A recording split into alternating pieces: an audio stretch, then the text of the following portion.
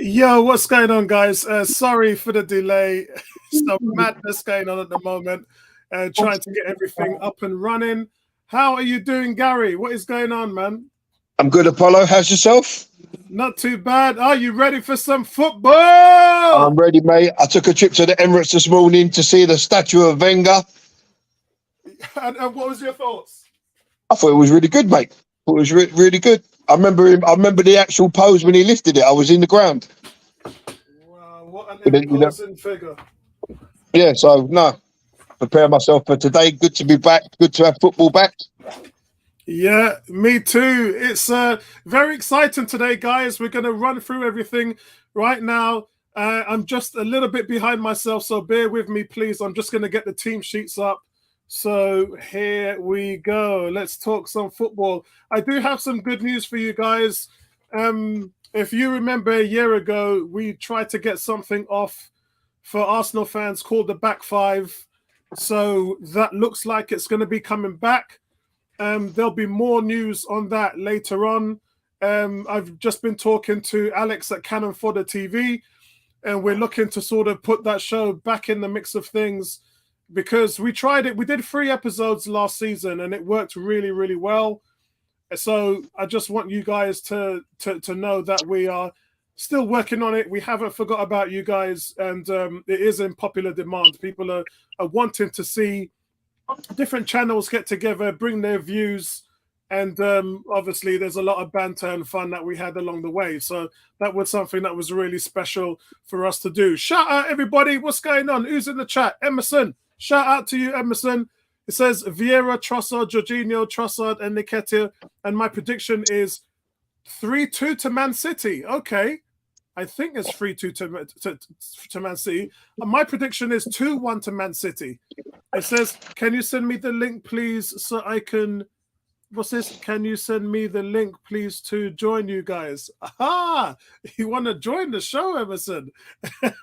Hold on a second, bro. Let me get the team sheet up here. Let's have a look. Right, team sheet. Let's get rid of this down here. Right, so let's talk team sheet, guys. We've gone with Ramsdale in goal, Ben White, right back, Saliba, Gabriel, your bookends, and we've got Timber, which we thought because yesterday, was it yesterday? No, it was Friday. Friday was when Zinchenko and Nelson came back into full training. They were in part training on Wednesday doing light work, but full training was on Friday, Gary. So I think just 2 days of training is a bit too short for them. Lo and behold, neither of those guys are on the bench either. So Mikel is seeing that 2 days of training is just not enough to give these guys a run out. So Timber will come in as the inverted left back. We then have Partey, Rice, and Odegaard, which is the midfield, Gary, that we've all preferred. Yeah, 100% agree with that. To be honest. And then we have Saka on the right, Martinelli on the left. And I did say to you, didn't I, that Havertz would be used as a striker? And everyone was saying, no. I was just listening to the Arteta interview just before we came on, and he said there was a few issues after Wednesday's game.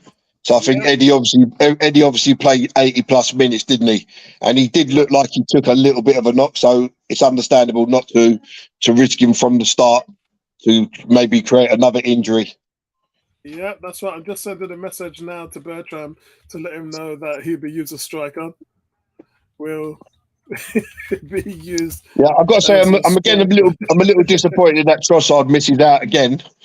I think he's got to find a way to kind of get him into this team a little bit more. 100%. To be honest, I thought Martinelli would be starting on the bench, and I thought that Trossard would be starting on the right. Although I have reiterated many times before that I believe that Trossard should be playing more centrally because he just isn't that guy who can beat you on that left-hand side. He can't get past the man. And I think it's tough, man. I think it's tough. So look, guys, substitutions. Matt Turner, he's still here. The Gree was a feed yesterday for 7 million. Tomiyasu, Kivior, Holding, Tierney, Smith Rowe, Vieira, Trossard, and Nketiah. So Nketiah not fully well fit to start the whole game. So yeah, we're going to see how that goes. So Gary, you happy with the team sheet as a whole? Yeah, I think it's the best team we could put out. Obviously, barring Eddie starting. To be honest with you, I say all I want to see from Havertz is him just put in a shift. You know, I'm not expecting him to banging in hat tricks and stuff like that. But if he puts in a shift, I'm a happy guy. You know, if you don't want to see like the lackadaisical, like looks like he doesn't care, you know, let the guy go out there, put in a shift, fight for the shirt. I'm a happy man. Yeah, he got 2 goals in preseason, so I'm looking forward to that fantastic hold-up play and the running in behind. He's one of the top players in the Premier League for doing that in terms of work rate. His work rate is unprecedented, especially for a team like Arsenal. For have the guy that comes in and then gets behind the back line, makes those sprints. You know, he's literally the best in the league at doing that. So it'd be interesting to see where he goes with that. Vincey, I know you're in the car driving. Good for you to join us. What's your thoughts on the team sheet, Vincey? I'll say it again. It's Ramsdale, White, Saliba, Gabriel, Timber, Partey, Rice, Odegaard, Saka on the right, Martinelli on the left, and Havertz through the middle. Afternoon, family, man. Listen, I've got no problem with the team sheet. Can you hear me? Yep, loud and clear, bro. Can you hear me? Yep, loud and clear. Yeah, I've got no problems with the team sheet. You know, at the end of the day, we can see he's going to be playing in Havertz to get him on form, and it's probably a good idea to have him up top. It made no sense playing Eddie start. Yeah, that's it. So what's your prediction, Vincey? He's gone. Oh, he's gone. Okay. He's gone. Right.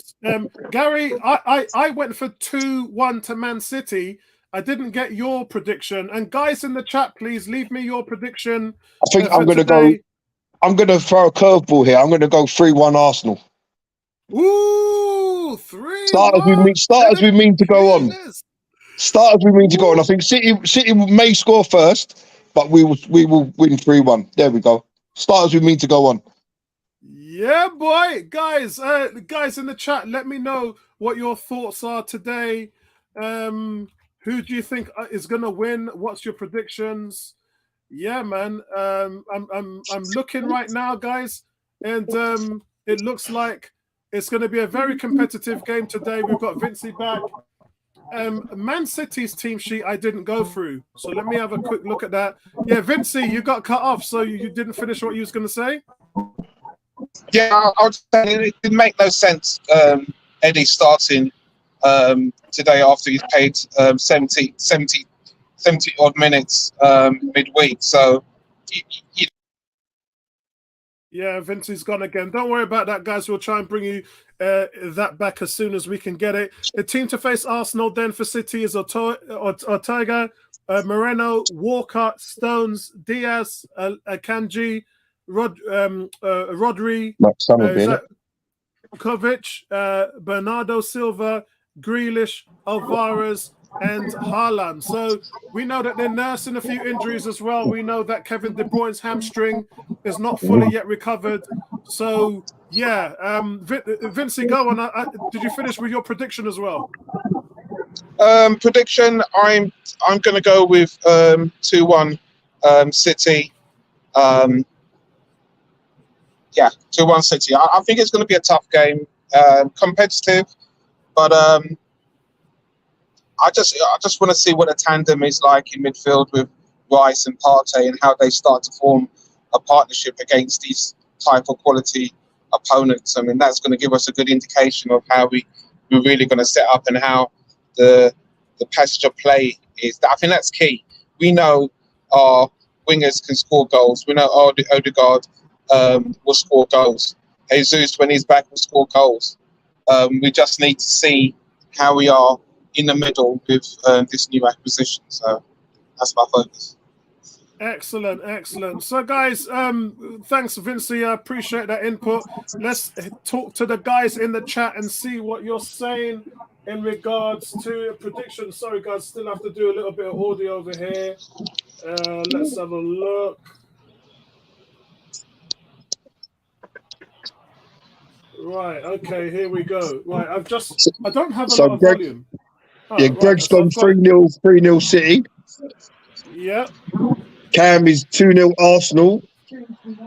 Okay. GK hasn't put a prediction down, has he? No, he's put 2-0 City. Oh, he's put 2-0 City. Okay. And 18 3-2 City. Okay, excellent. And GK says no trust are disappointed. Yeah, I'm really disappointed because I felt he'd done enough to justify a place in the starting 11 in the first game. So, yeah, it says, do you think Arteta will persist with Trossard on the bench, maybe due to lack of subs? It really depends.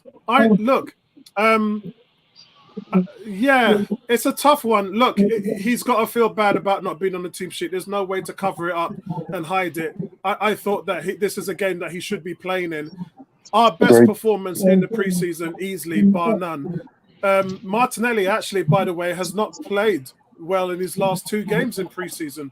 So it's a bit strange to see him. Maybe Arteta wants to have a look at him, because remember, guys, regardless of what we all think, and I did say this on Friday, the Premier League show, this is still part of preseason, so therefore this is still an experimental phase.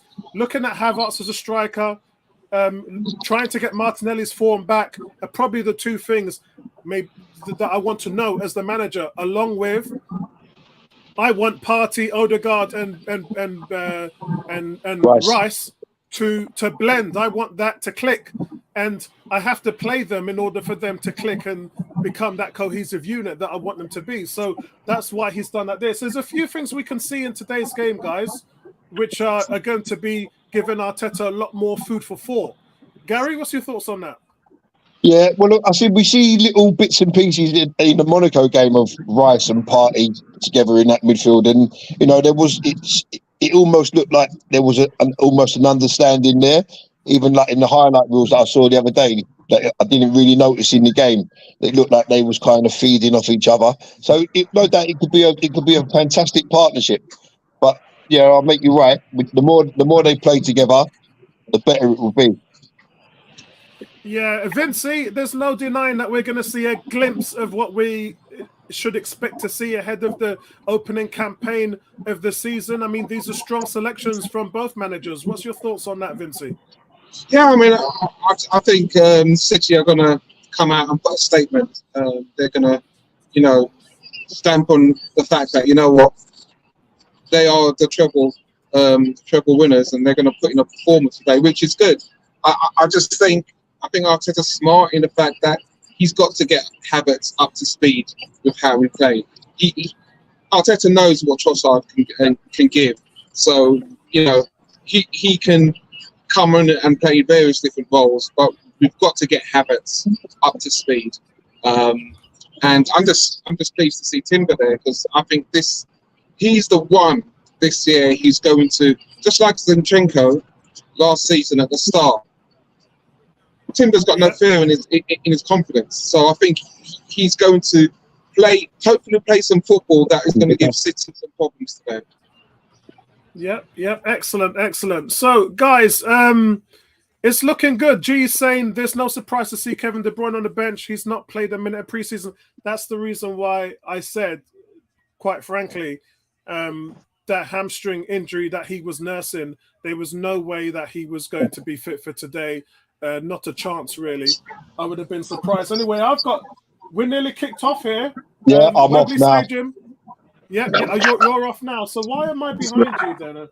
I'm on IPTV on ITV. Yeah. Where are you? Yeah, you're on terrestrial, aren't you? Yeah, I'm on terrestrial ITV. Yeah. Yeah, so you're going to be ahead of me then. Gary's always ahead of me. I can't get my foot. It's very hard being in my office because my natural television, my 4K OLED LG, is in the front room, so I'm missing that. Anyway, I've kicked off. Vincey, you're in the car. You're probably on radio or just listening to us. No, I'm watching you guys and also watching the game on the iPad and the ITV. I had to download the app, but it's started on mine, so. My connection's in and out. I'm 35 seconds That's in. not Gary's foul. probably 40 seconds No in. way. It's not foul. Never in a million years. What's happened, Gary? Talk us through it. So basically, Alvarez is holding it up on the touchline. He just goes to ground from a challenge from Gabriel, which wasn't even a challenge. Referee just gives a free kick. Never in a million years. He had nowhere to go, and he just threw himself to the ground. Madness. City with the ball, with their keeper. Just literally, Arsenal, there's no press at the moment. I think also what you've got to keep in mind is they've got a different goalkeeper as well, so it's not going to be smooth sailing for City at the back. We can put pressure on. He's not a bad goalkeeper, that Ortega, though. Yeah, I was just about to say, it's like us with Raya and Ramsdale. There's not really much in between them, if I'm honest. There's no press from Arsenal. City just playing the ball around at the back three. Arsenal just literally backing off, letting City have it. Yep. Let's have a look here. It looks like it's full in the stadium. Yeah, they said Wembley was full. Yeah, I did look at some of the tickets, but yeah. Haaland wins it straight to Thomas Partey. So guys, tactics-wise, both teams look like they're playing a flat back four. Walker's pretty wide. Timber's in his unorthodox position. Rodri and Kovac are playing as the double pivot for City. Partey is in the single pivot for Arsenal. So tactics-wise, I know you'd be interested in that, Vincey. Pretty much looks as if both teams are playing to their strengths. Yeah, so Ramsdale had the ball there, and he's launched a long kick to Havertz, who wins the flick on easily, but no one running off of him. That's something that we've missed without Giroud. That target man who can win them balls in the air. So that's something that Havertz can definitely bring to this team. He's a big lad, Havertz. 6'3", 6'3.5". Yeah, but as I said to you guys, when you talk about Havertz's stats, Martin Odegaard, that's a navy challenge, man. And for some of you guys who haven't seen those statistics, I'll put it up on the stream for you again. Odegaard lucky not to get a yellow card there. So when you look at Havertz, guys, his Premier League rank is second in runs, third in attacking runs, fifth in runs challenging the back line, getting behind the back line, second in runs targeted by a pass, and for total distance of run, 23 kilometers. He's the second in the Premier League. So he works harder than anybody on the Arsenal team. So when you see people talking about him as a player, you're not looking at the stuff, the off the ball stuff that he's doing. And I've said this to previous Arsenal fans before, that you can clearly see where his talents lie, and that is getting in those spaces. His movement is second to none. So I don't know how that benefits us at the 8 or at the 9 position, but that's for Arteta to figure out. I think definitely he's got to put his body with that frame. He's got to use that size, get a little bit more physical, because sometimes he's a little bit light in challenges, and once he does that and he gets his confidence, you know, the way we moved the ball last year, he'll be a really good fit at the top, but he's got to put his body. City through here, City coming down the Arsenal right, sorry. The cross is in the box, and he's fluffed ahead at Alvarez. Comes back in, Grealish is beaten by Saka at the far post, and Saka clears. Very lucky not to be 1-0 down. Yeah, wide open spaces behind Ben White. Yeah, I'd expect that because, guys, as I said to you before, I don't rate the Arsenal.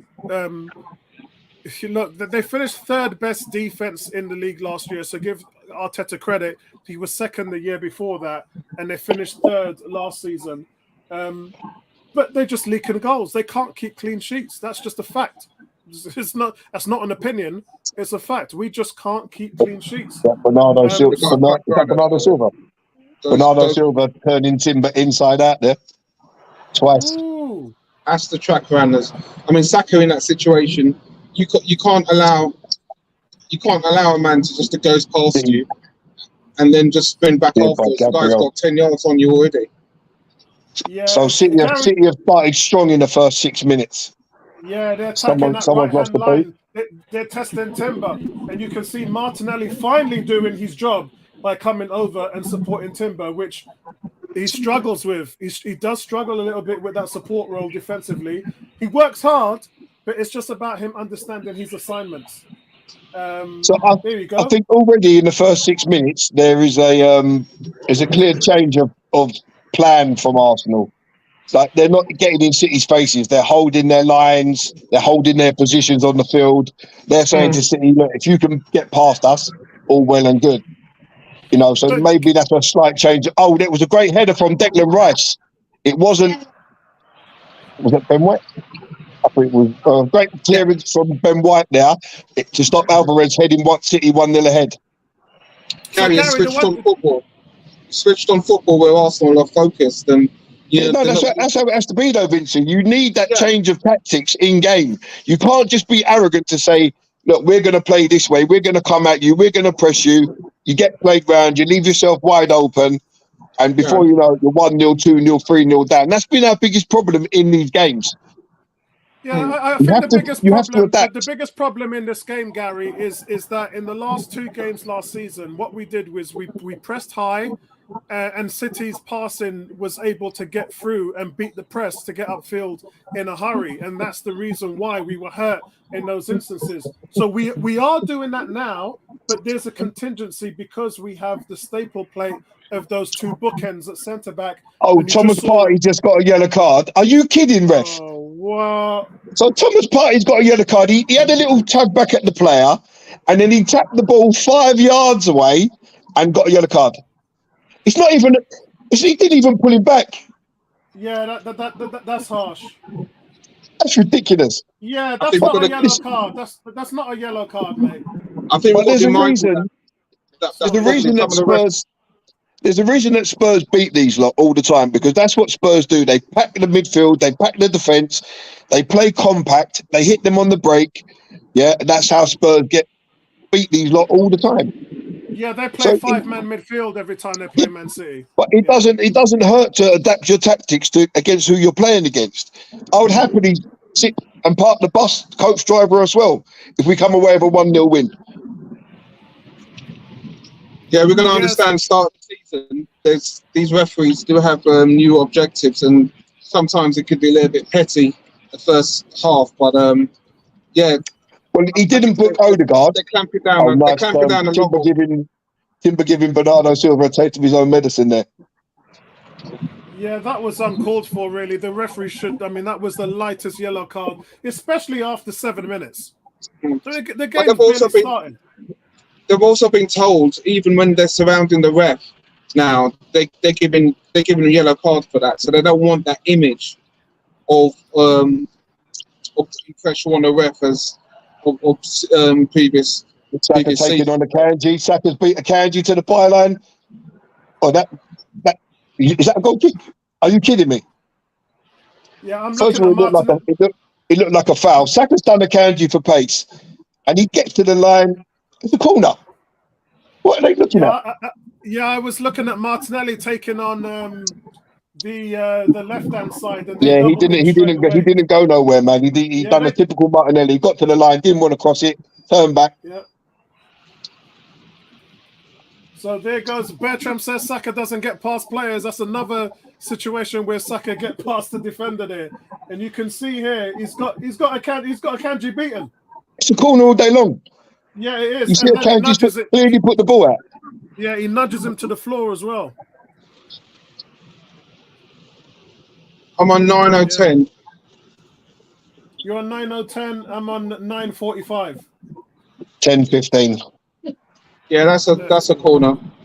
I've just seen it now. Definitely a corner. Don't know what's going on. Yeah, he nudges him out of sight. He's nudges him out of sight there. G saying very strong side, no real issue with Havertz up top. It was going to be him or Trossard, and I wouldn't mind seeing what Havertz looks like in the middle of the role. I agree with that. Then Nketiah should probably try and get himself a move away at this point. I don't agree with that. No, don't be silly. Yeah, that's crazy talk. So and then what happens? Eddie played 85 minutes on Wednesday. he picked up a tiny little knock. There was a couple of times you see him stretching out. Then he took another battering. There was no reason to risk him in this game from the start. In fact, there's no reason to risk him at all. So, guys, we've got on the FA Twitter feed that Thomas Partey got the yellow card for dissent because he kicked the ball away. Yeah, that's what I'm saying. They're clamping it down. Yeah. There's kicking the ball away, and then there's kicking the ball away. Yeah, they're clamping it down. Look, guys, I don't know whether you saw the Premier League show on Friday that we did, but we did discuss it, and we were saying that the thing that's going to be the most evident is goalkeepers' time wasting. That's going to be the thing for me to say, because if you don't nip that in the bud, then guys are just going to keep doing it all season long, and that really is not fun to watch. Go on, Martin. He's overrun it. Martinelli's just done Walker for pace. So that's two of our guys in the wing, man. But he just overrun the ball. The ball was in the air and he ran too fast and he ran in front of the ball. So by the time it landed, he had to check his run and then just bring it down and turn back. Yeah. What have we got here? Cam says Gary Havertz will probably is more probably of a traditional number 9 than the Jesus role. You can see Man City in that double pivot just dominating the midfield. This is what makes it really hard for us. Look, you've got Declan Rice and Thomas Partey in there. There's no reason why we can't be playing with a double pivot. Exactly. Go match them up. Match the formation for formation. Yeah, that's exactly what. So there was a no nonsense clearance there from Gabriel. Just smashed it full length of the park back into Man City's half. No attempt to control the ball and play out. So I like that. I don't mind that. You know, there's the times when you can't always play. You've got to clear your lines and you've got to go again. Yeah, that's true.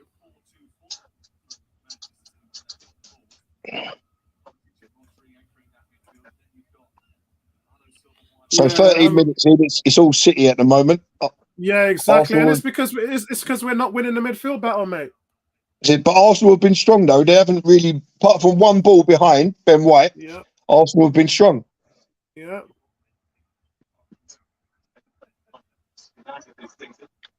Man City, 85% possession. Well done. Thomas Partey gives it away on the edge of the area. I can't believe he's giving the ball away. Yeah, and he's just past the post from Rodri. Looks like a Ramsdale save. Excuse me. Who the hell touched that? Off William Saliba. No, right. No, off Declan Rice, got out to block and it goes past the post. It went in. It's a Man City corner.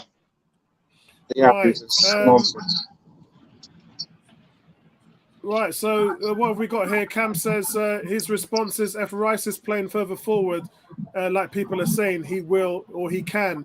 It says more reserved in our press. Yeah, we're more reserved in our press because of what me and Gary was talking about. Because if you're too high up top, then they'll beat you deep. And so Man City then can't beat you deep if you're a little bit more reserved in your press. So that's the reason why it's a little bit more of a transitional safe structure of the formation we're playing. Emerson says City gets the first shot away on the corner. So Arsenal working hard off the ball to cut down all angles and holes. Yeah, I mean, City are keeping the hold of the ball brilliantly. Arsenal are doing okay, but they just haven't got their front foot forward yet.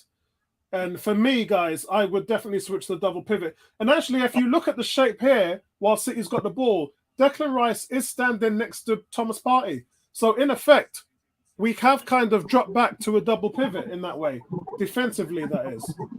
I'm guessing when we do get possession of the ball, Declan Rice will then move up further on the field in that 8 position. But right now, while we're defending, guys, the defensive shape is Declan Rice is standing next to Thomas Partey. Rice and Partey together, man. They're together. Yeah. 10 yards, 10, 20 yards apart.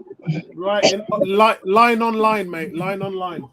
That's what you need. As I say, this is what we've been crying out for. You can't be so gung-ho all the time. You have to play horses for courses. Yeah.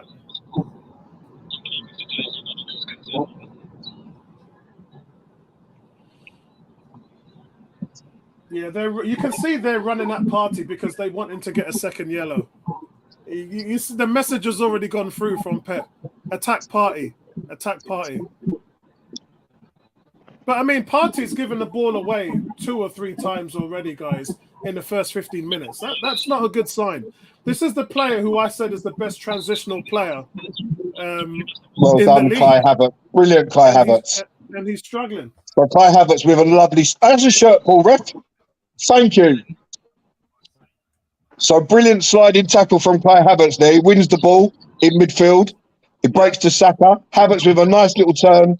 Rodri grabs a hold of his shirt. Free kick, Arsenal centre circle. Madness. That's what you want to see. That's what I want to see. G says, new rules designed to clean up the game. I bet it only applies to us. Let's see. Hold on. City kicked the ball away, I think, but there's no yellow card. Oh, where's he going? No, it's on high. No. So hold on. If Partey got a yellow... No. So Arteta's got a yellow as well. Oh, God. So after the foul, the ball broke to Thomas Partey, who played a through ball to release Martinelli. The referee's brought it back for the original foul. Arteta's signalling for a yellow card for Rodri. The referee's gone and booked Arteta. They're clamping down on. Oh, they're clamping down on managers coming outside of their technical area as well. So they're really clamping down on the image of dissent. We took a quick free kick there, and Saka was almost through. Never got the yellow card. He did exactly the same thing as Partey. Yeah, but do you know what it is, Apollo? I think that Arteta thinks that Partey was booked for the shirt pull, but he wasn't. He was booked for kicking the ball away. That's right. Yeah. Oh, this is absolutely madness, man. So Alvarez with a shot, miles wide. Mean, this is pre-season, right? And this is the season opener, and you're dishing out yellow cards like confetti. Well, so long as they're consistent throughout the season, there's no problem in that. But it's what G just said. I bet it only applies to us. Let's see. Well, the thing is that I'm not sure who put a post. Someone put a post in the forum about this, and I did comment. I said, "Yeah, let's see how balanced they are in this implementation." But yeah.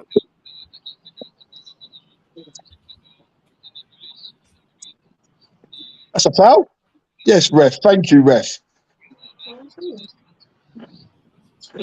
that Bernardo Silva? I hate Bernardo Silva. He's such a nasty little player, man. He's jumped. So Rice has gone up for the ball. Bernardo Silva hasn't made no attempt. He's just jumped into Rice and knocked him over. Rice lands head first. He's such a nasty little rat, that Bernardo Silva. Yeah, he is. Always fouling and nicking at people's heels all the time. Yeah, he is. Cam says, Apollo, any update on David Raya? Yeah, there is. The 23 million deal that we put through was rejected. So Brentford are pretty much saying that they'll come down from 40 to 30. I think Arsenal's going to go in with another 25 million bid. And I don't know whether that's a flat fee or whether that's a 23 million with 2 million added on. So, look, Arsenal don't want to take it too far because really he should be just worth 25. With the 7 million guys that we're getting in for Matt Turner, that's 7 million off this deal. Well so even if Arsenal. we do buy him for 30 million, in retrospect, it's only worked out to be well 23 played, million. Aaron Ramsdale. So Saliba's first touch of the ball comes after 20 minutes. Well played, Kai Havertz. Well played, Kai Havertz. So the ball got knocked long. Kai Havertz controlled immaculately, turned and set Martinelli away on the left.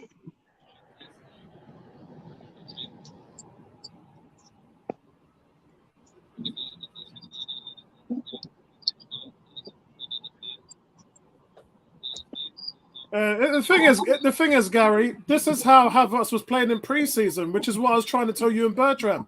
He was just doing the little things. Okay, he was putting his body in. He was bodying players, nice little touches, there's actually clips on YouTube that shows what the player did throughout the game. And when you look at those clips, you can see the little fine details. Sometimes it's hard to spot them in game. But I thought Havertz had a decent preseason. To top that off, he scored 2 goals. Yeah, I can't even remember what game it was now. Wasn't it it was one in America, game. Weren't it? No, it was one in America before that where he just looked totally like a fish out of water. Oh, that was a Man United game, but everybody looked like a fish out of water. Haaland turns, Saliba, Tanner. Saliba had him in his pocket there. Yeah. 18 says Gary has changed his tune to Havertz. No, Gary just calls it as he sees it. I'll just call it as I see it. So that's a yellow card, ref. Blatant shirt pull. Bernardo Silva again. Arteta's going crazy on the touchline again. So Bernardo Silva, two fouls now. Timber cuts inside him. Clear little pull on his shoulder. So I think Arteta needs to get Albert headphones to do the complaining for now. He should either get Carlos or Albert headphones to do the complaining because let's see how many of our coaching staff can get the other card in one game. So we can break. There must be some kind of record for that, Apollo. Oh my god.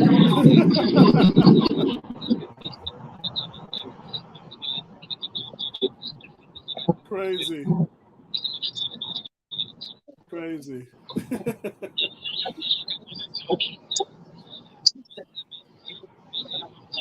Oh wow. So guys, if you haven't already hit the like button on the stream, and if you haven't done already, head over to the forum on 101. So they're just saying sorry, hold on, Gary. Look at the headings and join the fantasy football of 101 for this season, guys. Yeah, so they're just saying if Arteta gets sent off, he's not even allowed to watch it from the stands. He has to sit in the dressing room for the rest of the game. Yeah, it's madness. It's madness. It's absolutely madness. I mean, I agree with you guys in terms of if they keep the consistency going, then fair enough. But yeah, I mean, they can't even do that. The consistency is like, they're going to do foolishness. Havertz playing well though as a top man, as the big man. He's playing well. Havertz wins the ball again. Havertz wins the ball again deep inside the Arsenal half.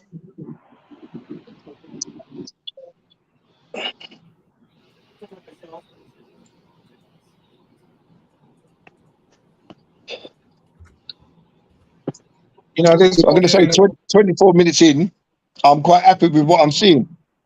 Arsenal are compact. Everyone seems to know what they're doing. Partey needs help in the midfield, though.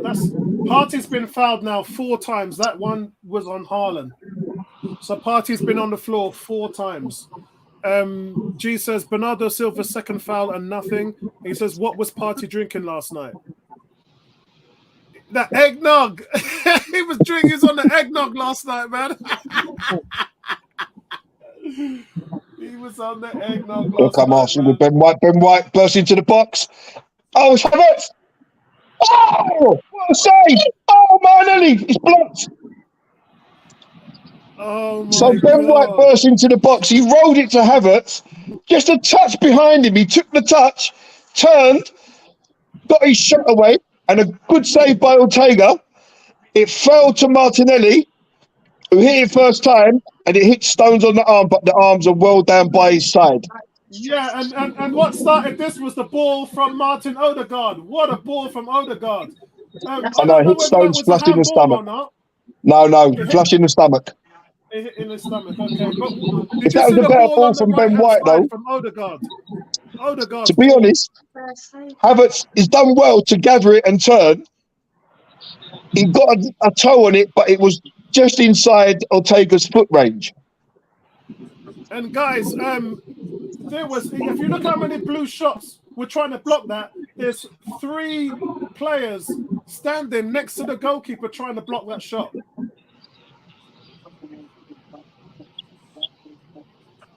It's a great better save ball from by the Ben White there. That's goalkeeper. 1-0. Yeah, it's a great save by the goalkeeper there. But see, that just tells you how good Man City are defensively, doesn't it? That you've got a scenario like that where Martinelli's getting a rebound shot in, and there's 3 Man City players standing next to the goalkeeper to all try and block. That's a yellow card for Kai Havertz. They all track back from the card. other. So Kai Havertz trips the Man City defender straight away. The referee's got the yellow card out before the players even hit the floor. He just tapped his heels. So how many yellow cards are we going to see today, guys? What on earth is going on? Well, here? Arsenal look like they're going to get about 13, and Man City look like they're not going to get any. It was interesting to see if Bernardo Silva commits another foul. Yeah, I mean, the thing is, like, Vincey, that was a foul, right? But Bernardo Silva shirt pulled and fouled, and no booking. Yeah, unfortunately, just listening to what you're saying. Bernardo Silva's challenge on Declan Rice is dangerous because he jumps into the player on purpose. There's no way he's even trying for the ball. He jumps into the player who then ends up landing first. We even saw a shirt pull, Gary. But Odegaard and Partey both got away with shirt pulls. Yeah. And this is I thought a shirt pull was an instant card. Yeah. You know, I understand the directive of what they're trying to do, but they've never been consistent at the start of the season with these refereeing decisions, and it's just a joke.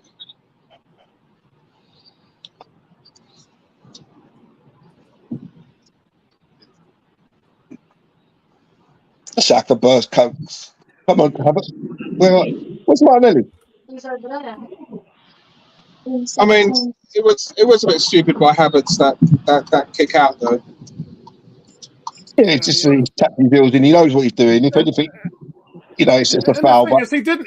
Let's be honest, guys. He didn't think the referee was going to book him for that, did he? No, but the thing is though, the guy's gone past you. He's, in transition, man. It's foolishness. Look at it. Yuri and Timber getting up there in the inverted left back position. Partey's getting so Martinelli and Saka have switched wings. On the game now. Partey's getting a little bit more relaxed in possession now. Well, I can understand the shirt pull, but kicking out someone, tripping someone like that is. Nah. That's a lazy foul, though, Vince. Yeah. It's because you don't want to run after him and make a proper tackle. Yeah. If you took him out, then it'd be worthwhile. But don't get a yellow card for that nonsense. Yeah. Well, Arsenal fans, you can hear them in the stands screaming. They're making it clear to the referee that he's missed a ton of fouls by City players. And you're not going to book the fans, are you? I dare you to book the fans. I'd laugh now if he walked into the crowd and give someone a yellow card. That would be funny. I would die, mate. I would absolutely roll over and die if he started to do that. Hey, Vincey, I'm a bit jealous of your hat, bro. Yeah, it's you know me in hats, man. I love the style, man. I love the new styles. Yeah, I was gonna buy one when I was in Greece. My whole family said, "Go, yeah, do it." And when my whole family says to do something, it probably means not to. No, man. It's these hats, man. They keep your head warm as well, So yeah, man. Go for it. Oh, Ramsdale! Jesus Christ! So the back pass from Declan Rice to Ramsdale, he took a touch inside, the ball's rolling towards the goal line. Haaland is closing him down, and it looked like he wasn't even going to get it from his own touch, and just gets there and hacks it away. Yeah, you're going to see it in a minute. Yeah, no, I've seen it. I think he had enough time to get it there. I think if that was Nketiah, it would have been 1-0 City. If he had Eddie running him down there, because Eddie's got that quick, yeah. I mean, there's not a lot of anticipation in what Haaland was doing. And I think he has enough time, Ramsdale, there to get it. Hold on, he just kicked the ball away. Alvarez has just kicked the ball away. Yellow card. Thank you, ref. Yeah, Alvarez kicked the ball away. Yellow card. That's consistency. That's consistency there. It's not on. Yeah, that's the consistency we were looking for, guys. Yeah, but that's kicking the ball away, and for Partey knocked it literally 2 yards.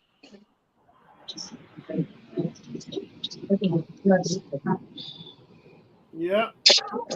That's a foul. And you know what? I like that kicking the ball away. I like it. I like it. Emerson says that that's Man City's second booking. I like it. I like that kicking the ball away. No, I'm asking you. Do you want that? Yeah, I like Bad it. It touch makes from sense. Saka there. If you're going to keep that consistent, then I like it because so many teams do it to waste time. But like I said, it's all gonna rest Yes, on the Declan Rice really. and Arsenal throw. So Declan Rice goes on the press.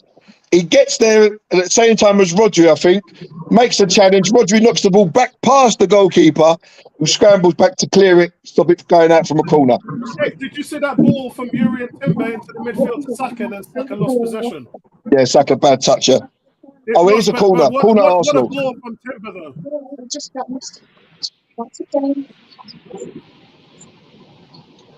Yeah, that's a corner. Yep, right there with you there, Gary. Declan Rice not playing too bad. He's been assured on the ball. That's his third tackle. Corner comes in. He's dropped back into the double Headed pivot up in the air. And when we're in possession, he advances into that 8 role. So not a bad game from Declan Rice today, people. Saliba turns out of trouble well and goes all the way back to Ramsdale. Ramsdale sends it long. Walker comes in to win it. Well, great touch from Odegaard. Well played, Arsenal. You're going to see a fantastic touch from Odegaard in a sec. Odegaard has just done some turn, and I think it's Julian Alvarez who's just falling in a heap on the floor because the turn was so sharp. No, you know what I like about this now? Ramsdale can kick the ball directly. Let me wait till Vincey comes back in.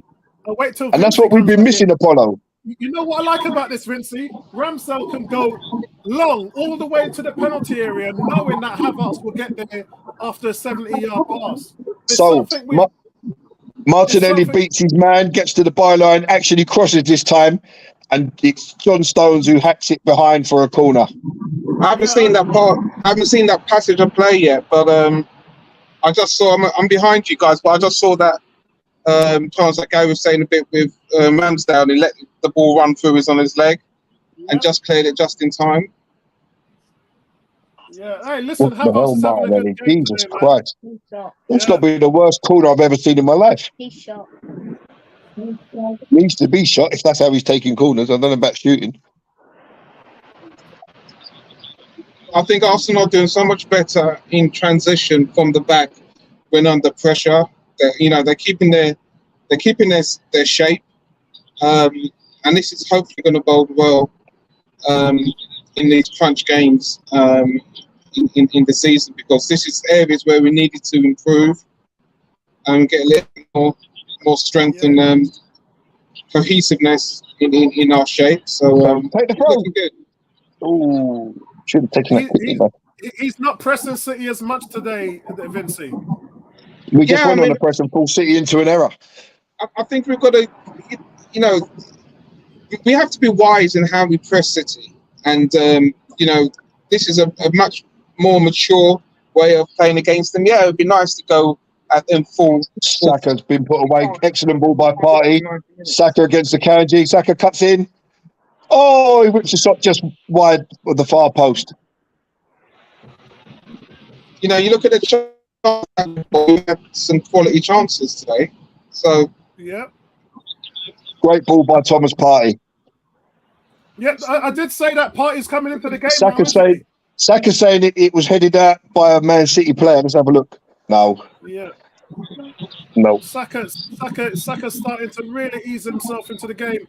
Emerson saying City, Saka goes close. Cam is saying these referees should be sent Why to didn't he slide there? even the commentators confused as the one-sided yellows. I think the yellows are starting to balance itself out a little bit now. Can't have Slide, one for one. So Martinelli just goes in on Ortega. He forces him into a mistake, and the rebound almost fell to Odegaard on the edge of the box. It would have been an open goal, tight opportunity, but he miscontrolled it. Mind you, that would have been on his left foot. From that distance, you would have banked him to score there. You know, that situation when Martinelli went down to the bar line and you want Havertz to use his body to come across Stones. That's what you want. If you're playing that 9, you've got to anticipate that's where the ball's got to go. That's what Giroud was good at. Giroud was a master at that, getting across that front post with that deft little touch. Yeah. Yeah, this is good. I just sent a message to the group saying I like what we're doing today as far as tactics goes. Tactically, guys, it seems that we're very different to what we've played Man City before. We're not really using the inverted fullbacks, and we're hitting a target man from 60, 70 yards away. It's Arsenal weird. on the press now. Arsenal win it back high up.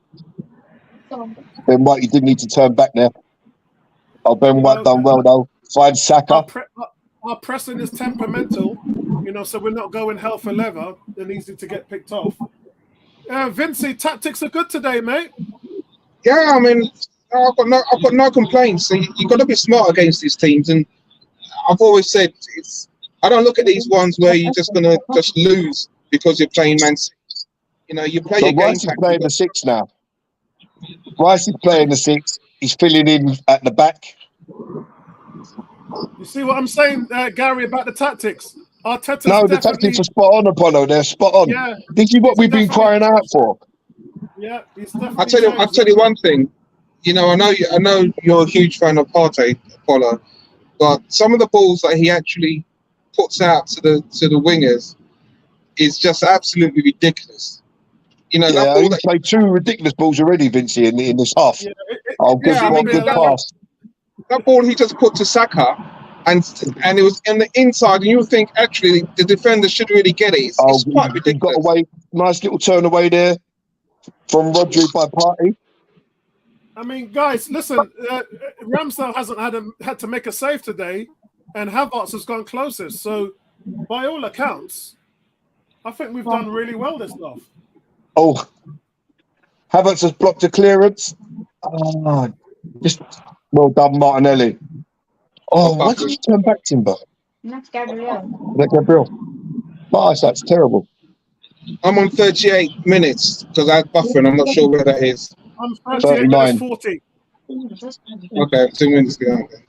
I think, guys, look, there's 6 minutes left to half time.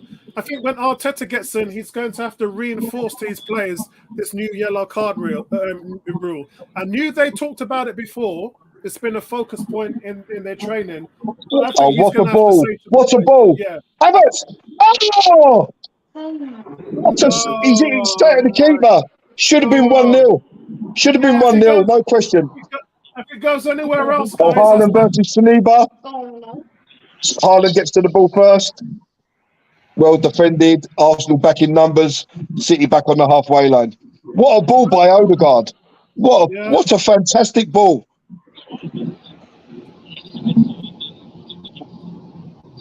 It's in City now. Bernardo Silva running at Timber. Martinelli's back doing his defensive work.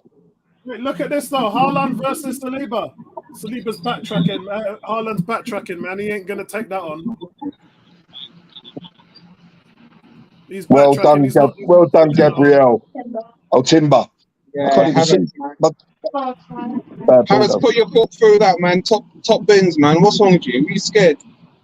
The first chance I can give him dues because it was a bad ball from White, but that was perfect on the plate. He's got to score there.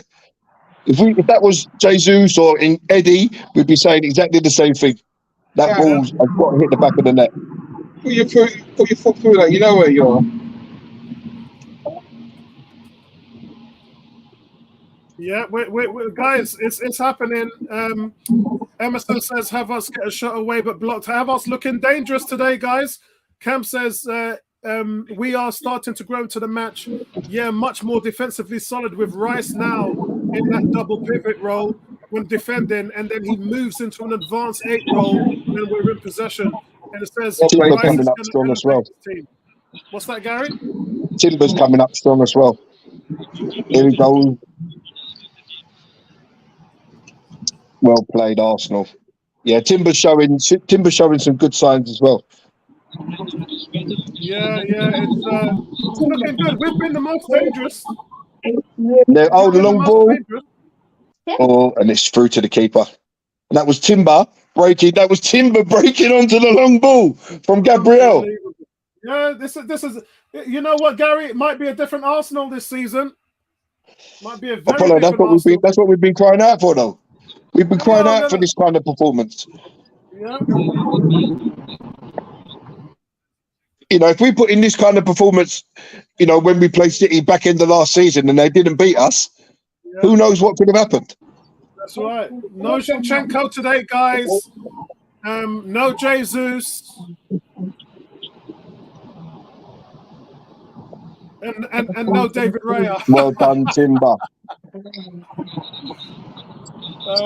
You know what, Vinci, I'm not too worried about the goalkeeper situation. I'd rather have them than not. Yeah. Do you know what? I think it's a good thing. Full City back. It's showing us that, you know, this in a year's time, this squad is going to have. It's going to be really solid. Poor Vinci is cutting out all the time, man. He must be still in the car, isn't he? Yeah, he's in the car. So all it is it must be... So Ramsdale's off his line. I don't know who it was that hit it, but Ramsdale scrambled back. He's jumped and clung onto the bar, and the ball has just gone over the bar. Rodri from just inside the Arsenal half. Yeah, I mean, you can see Ramsdale does like to come off his line a little bit, which I don't like. He had it covered, though. Yeah, I don't like. Yeah, here's the Havertz chance again. Yeah, oh, he stuffed it into the ground.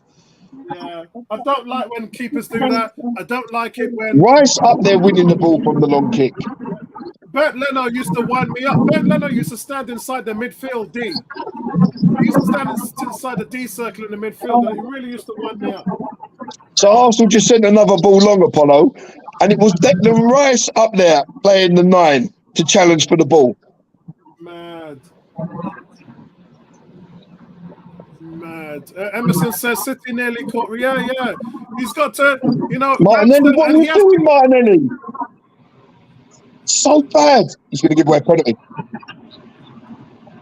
Oh. That's from Martinelli there. Slack. Everyone's waiting for you to say something, Gary. Yeah, no, the chance was cleared, but Martinelli won the ball. He's running towards his own goal. He didn't really pay attention to what was going on, and he allowed the City player to run past him and nick it. Bernardo Silva drives into the box. Gary, that's by design. He had 3 blue shirts around him. That's how. Yeah, but he wasn't aware of what was going on. Of course, yeah. So someone should have really shouted to him, lack of communication. Just check your shoulder, and then you know what's going on. Now our pressing looks a lot better, guys, because it's intermittent. It's not predictive. It's intermittent pressing. So look, we've grown into this game. There's no two ways about it, Gary, Vinci. We've grown into the game. So yeah. Carl Walker tried to run Durian Timber, and Timber had it covered anyway. I think that passage of play with Martinelli running his goal. I think we've just got to be a little bit quicker in decisions when we're under pressure. And that defended by Saliba, though. But so far, it's a good off football. And at least the sun's out in London. Yeah. That win yesterday was just sinful. Right, 3 minutes added on time, guys. Let's see what you guys are saying. Saying I'm saying Partey, lovely ball out to Saka there. Has looked a lot better. Yeah, I said Partey's come on in the latter part of the first half. He's really improved. He was giving the ball away like crazy and giving away fouls as well. So he's improved. Emerson saying 3 minutes added on as well.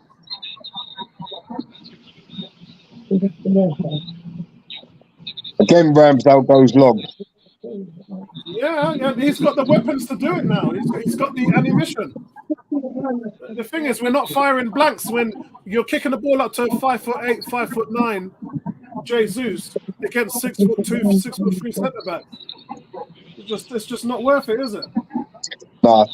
But we've been crying out for this type of player, though, and I'm glad to see Havertz has had a really good first half. Yeah, me too. And you know something, Vincey and Gary, they don't like Havertz, do they? 2021 Champions League final. Yeah, true. They don't. Man City don't like Havertz at all. Havertz just dropped into the 6, picked up the ball.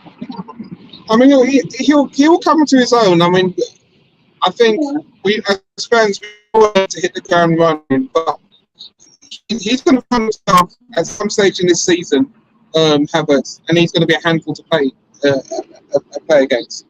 And I just hope at that stage we're not we can take our chances, because that's what keeps us. That's what allowed us a good start last season. We took our chances. Well done, William Saliba. He's a wall. You're not running past him, Kovacic. Kovacic burst into the box. He come up against Saliba, and Saliba just put that wall up, shepherded the ball out for a goal kick.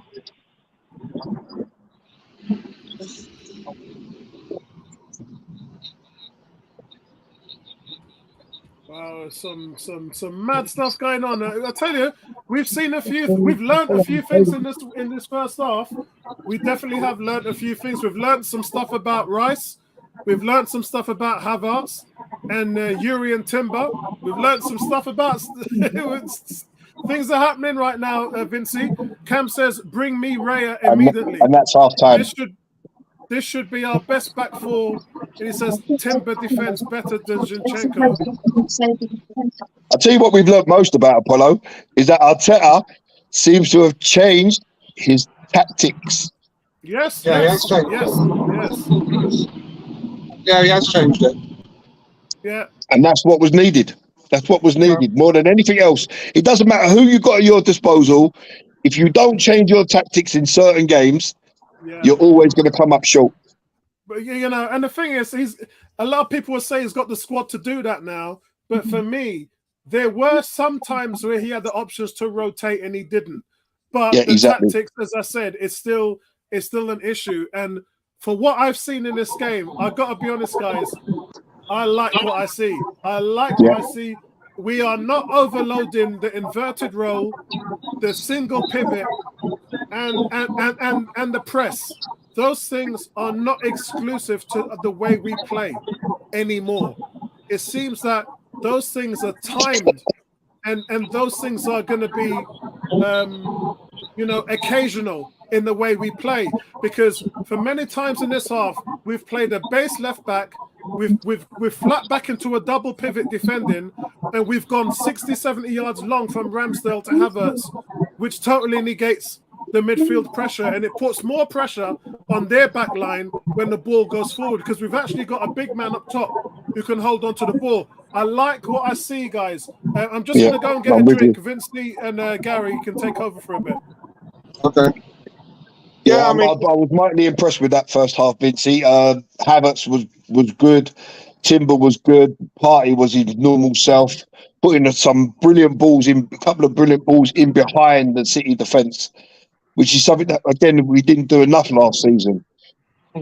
What's your thoughts? I mean, I definitely think that the acquisitions have shown areas that we've needed to have focus, energy, and ability. It has helped because other than that glaring lack of tracking from Saka on that left hand side, we weren't really overrunning those situations, and we playing a quality City side. So you look at Haaland, and he's not having that space to.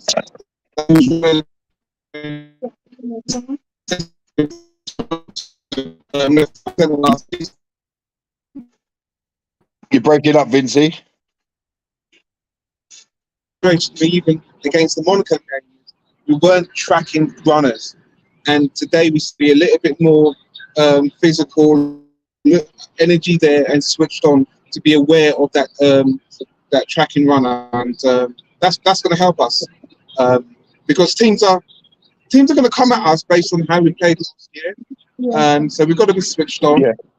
So for me it's a good 45. Yeah, I was impressed. I was impressed as well because a couple of times Ramsdale's gone long. You had Havertz competing for it. You had Timber competing for one. You had Rice competing for one. So it shows you that the players are so versatile that if the ball switched long, Timber can get up there to support Havertz. Rice can get up there to support Havertz. This is. I'm quite impressed, to be perfectly honest, with the tactics that we've come out with. Yeah, I mean the next thing that we've got to turn that into is situations where I actually felt Timber could have used that ball a little bit quicker in situations when we are in attack. That's the next thing that he's going to work out with Martinelli, because we were in some good advantageous positions and then slowed the game down, and those things will come, but I'm really excited about the quality that Timber has in that position. Yeah, and me too. And he looked solid. He had a little shaky patch there where Bernardo Silva turned him inside out twice, but after that he seems to think, right, no one's gonna mug me off here, and he's come strong in every other challenge after that. I mean, and to be honest, Bernardo Silva, he can do that to anybody. So yeah. Sometimes he can't. As much as he's a nasty little rat, he's a proper decent player. Yeah, and quality's there, but he's shown his. That's why I like players with ability, because he's not afraid to, when he's on the ball, Julian, to come inside, draw the foul, and actually show that I will take you on. I'm not just going to keep passing the ball. Confidence in his ability, and those Dutch players, they've got some technical ability, man. I love them. Yeah, I mean, we should really have got in there one that Havertz's second chance. That ball should have been buried in the net. No matter what striker you are, you've got to bury that in the net. The first one, if the ball was better from Ben White, it's a full chance. It was a little bit behind him. He done well to take it, but he was just on the stretch and he just couldn't poke it far enough past Ortega's foot. But the second one, he's got to take that. And this reminds me back to the conversation that Apollo was saying a few weeks ago, when he's saying, well, Arteta's going to reinvent the number 8 position with Havertz, so getting back to form. And you were saying that at the end of the day, you shouldn't really need to, because you should be comfortable in that situation. So again, when you're in the 6-yard box and you get put through in those situations with a chance at goal, you shouldn't be putting it low like that. No, yeah. You should know where the goal is when you're in that position. Put it high. It's not saving it. Yeah, they're just showing the chance again. That ball from Ben White, if it's a little bit better, it's a little bit behind it, but the take and the touch to steady himself was brilliant. But 1, 2, 3, they had 5 players, Man City, blocking Martinelli's shot. I think City have a problem with Alvarez because he's a good player, but they lack a little bit of cutting edge. And I think that's something that's going to help the league, because obviously they're not going to be as dynamic with your Mahrez. Well, we did say last season, didn't they, that there was times when Haaland wasn't involved in the game at all, but he will come alive in that 6-yard box where he scored. Listen, he scored 49 goals or whatever it was he scored, but all of them was inside that 6-yard box. If you cut off his supply and we don't make mistakes, give the ball away in stupid areas, he hasn't. In 45 minutes, I think he's touched the ball twice. Yeah, and that's the key, guys. I think it really comes down to the 2 games we played them last season was riddled with mistakes, and we didn't start the game. I'm summarizing now, by the way. We didn't start the game brightly. In the first 15 minutes, you can see we were just off the step. Positionally, we weren't great. Thomas Partey giving the ball away. And then you can see the ebb and flow of the game just swayed towards the Gunners as the game went on. Arsenal just looked more assured, and we really grew into this game. And Man City dominated the early exchanges and possession, but they didn't really do anything with it. And another thing, Man City normally capitalize, just like Liverpool used to, on Arsenal's mistakes. And we didn't really see too many mistakes. When we grew into the game, we saw the dual setups by Timber going slightly inverted, but mainly staying as a base left back. We saw Declan Rice, who defensively joined the double pivot, and when we attacked, he moved up into the number 8 role in advanced positions.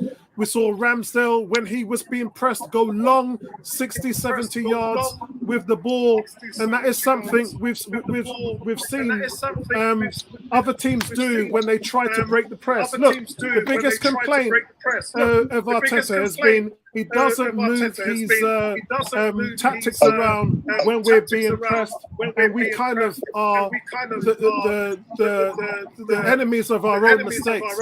But in this game, your voice is rebranding, Apollo. Yeah, that means somebody's got their volume up. It might be Bertram, but someone's got their volume up in their room. So essentially, what Arteta's done in this game is he's made various changes around the team. As I said, he's spotting that left back inverted position to a more stay-at-home base left back. Not just that, but we've seen Timber take up those positions down the left flank as well, rather than the inverted coming into the middle of the midfield and helping those guys in the middle. As I said, Declan Rice dropping back in a double pivot defensively, in line with Partey, giving more protection. Then he goes into an advanced position as a number 8, so he's growing into the role. Ramsdale, when he's heavily pressed, we've seen him just go 60 yards to Havertz for the long ball, and it just looks like something different that Arsenal are serving up Man City. And look, I can't remember Ramsdale making one save in the first half. City are the ones that have been under pressure, and their goalkeeper's the one that's had to make two saves from Havertz. So whatever Arteta's doing at the moment now, he's getting it right. But for the first 15 minutes, we were giving the ball away, and we weren't great. But I think we've grown into the game, and honestly, we should be 1-0 up. We should be winning. The second Havertz shots. Yeah. Especially with the second. If he puts that anywhere else, we're a goal up. And the thing is, we would deserve to be so, because I think that the way how we've started to control the latter part of the half, it was we deserved the lead. But City really haven't had any clear-cut chances. They've had a few one-on-ones where Saliba's bodied Haaland, and he's just gone back.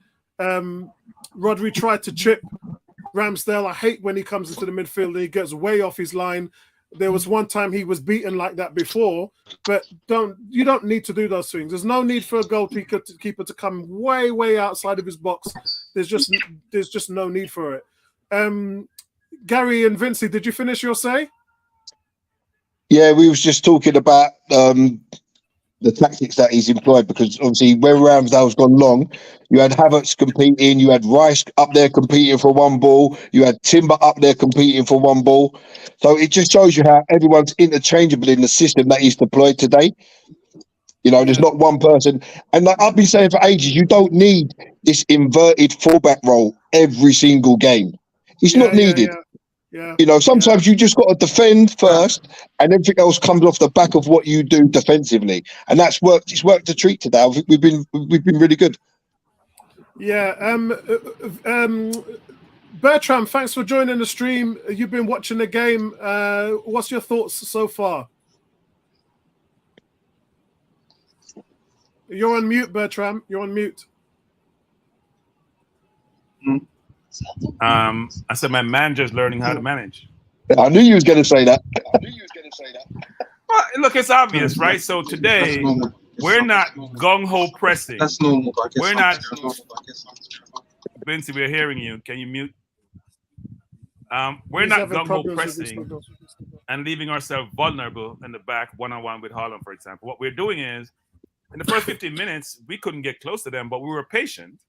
We still weren't gung-ho pressing, and then they can just beat us because they're comfortable with pressure. They practice that probably 24/7. So what we have done is push ourselves up slowly, selectively press, but then trying to make sure we cover off all the gaps. We're playing zonal marking most of the time and make sure the gaps are really closed down. When they try to drive to the middle, we converge on them. And the reason why we don't play inverted today is because Rice is playing deeper, right? And we're concerned about Bernardo Silva on the right. So inverted wouldn't work because you're not having the ball to go forward. You're trying to defend. Rice is playing deep, almost parallel with Partey, who's having a very good game, by the way. Started off shaky, but is really trying to move the ball forward, actually. Trying to find gaps in Man City's defense and move the ball forward. And we're mixing up our game. Sometimes we're going long. Sometimes we're playing short and trying to play around them. We're playing as we should against this team, which is not one-dimensional. We don't just go gung-ho, and when they win the ball, we are vulnerable. We're smart defensively. We're resting on defense, which is normally what you don't do, because they're having the ball, holding the ball back, and we're saying, come to us. You come to us. We're not going to be coming to you all the time. Because if you rush them all the time, you're going to tire yourself out, and then second half, you don't have no energy left.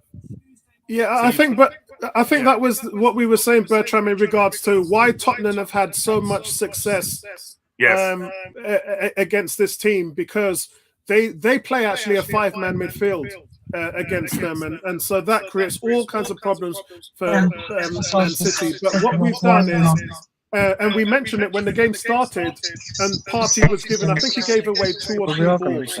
I know, Yeah. but I was just saying last And we night. were saying, Vinci and Garrett, can either of you mute, please? yeah, I think it's Vinci. Can you mute him? I can't actively get to mute. What's going on, Bertram? You good? I'm good. How you doing? Yeah, we're getting a bit of feedback from some of Vinci. Someone's got their speakers of the stream on, and when that happens, we get echoes.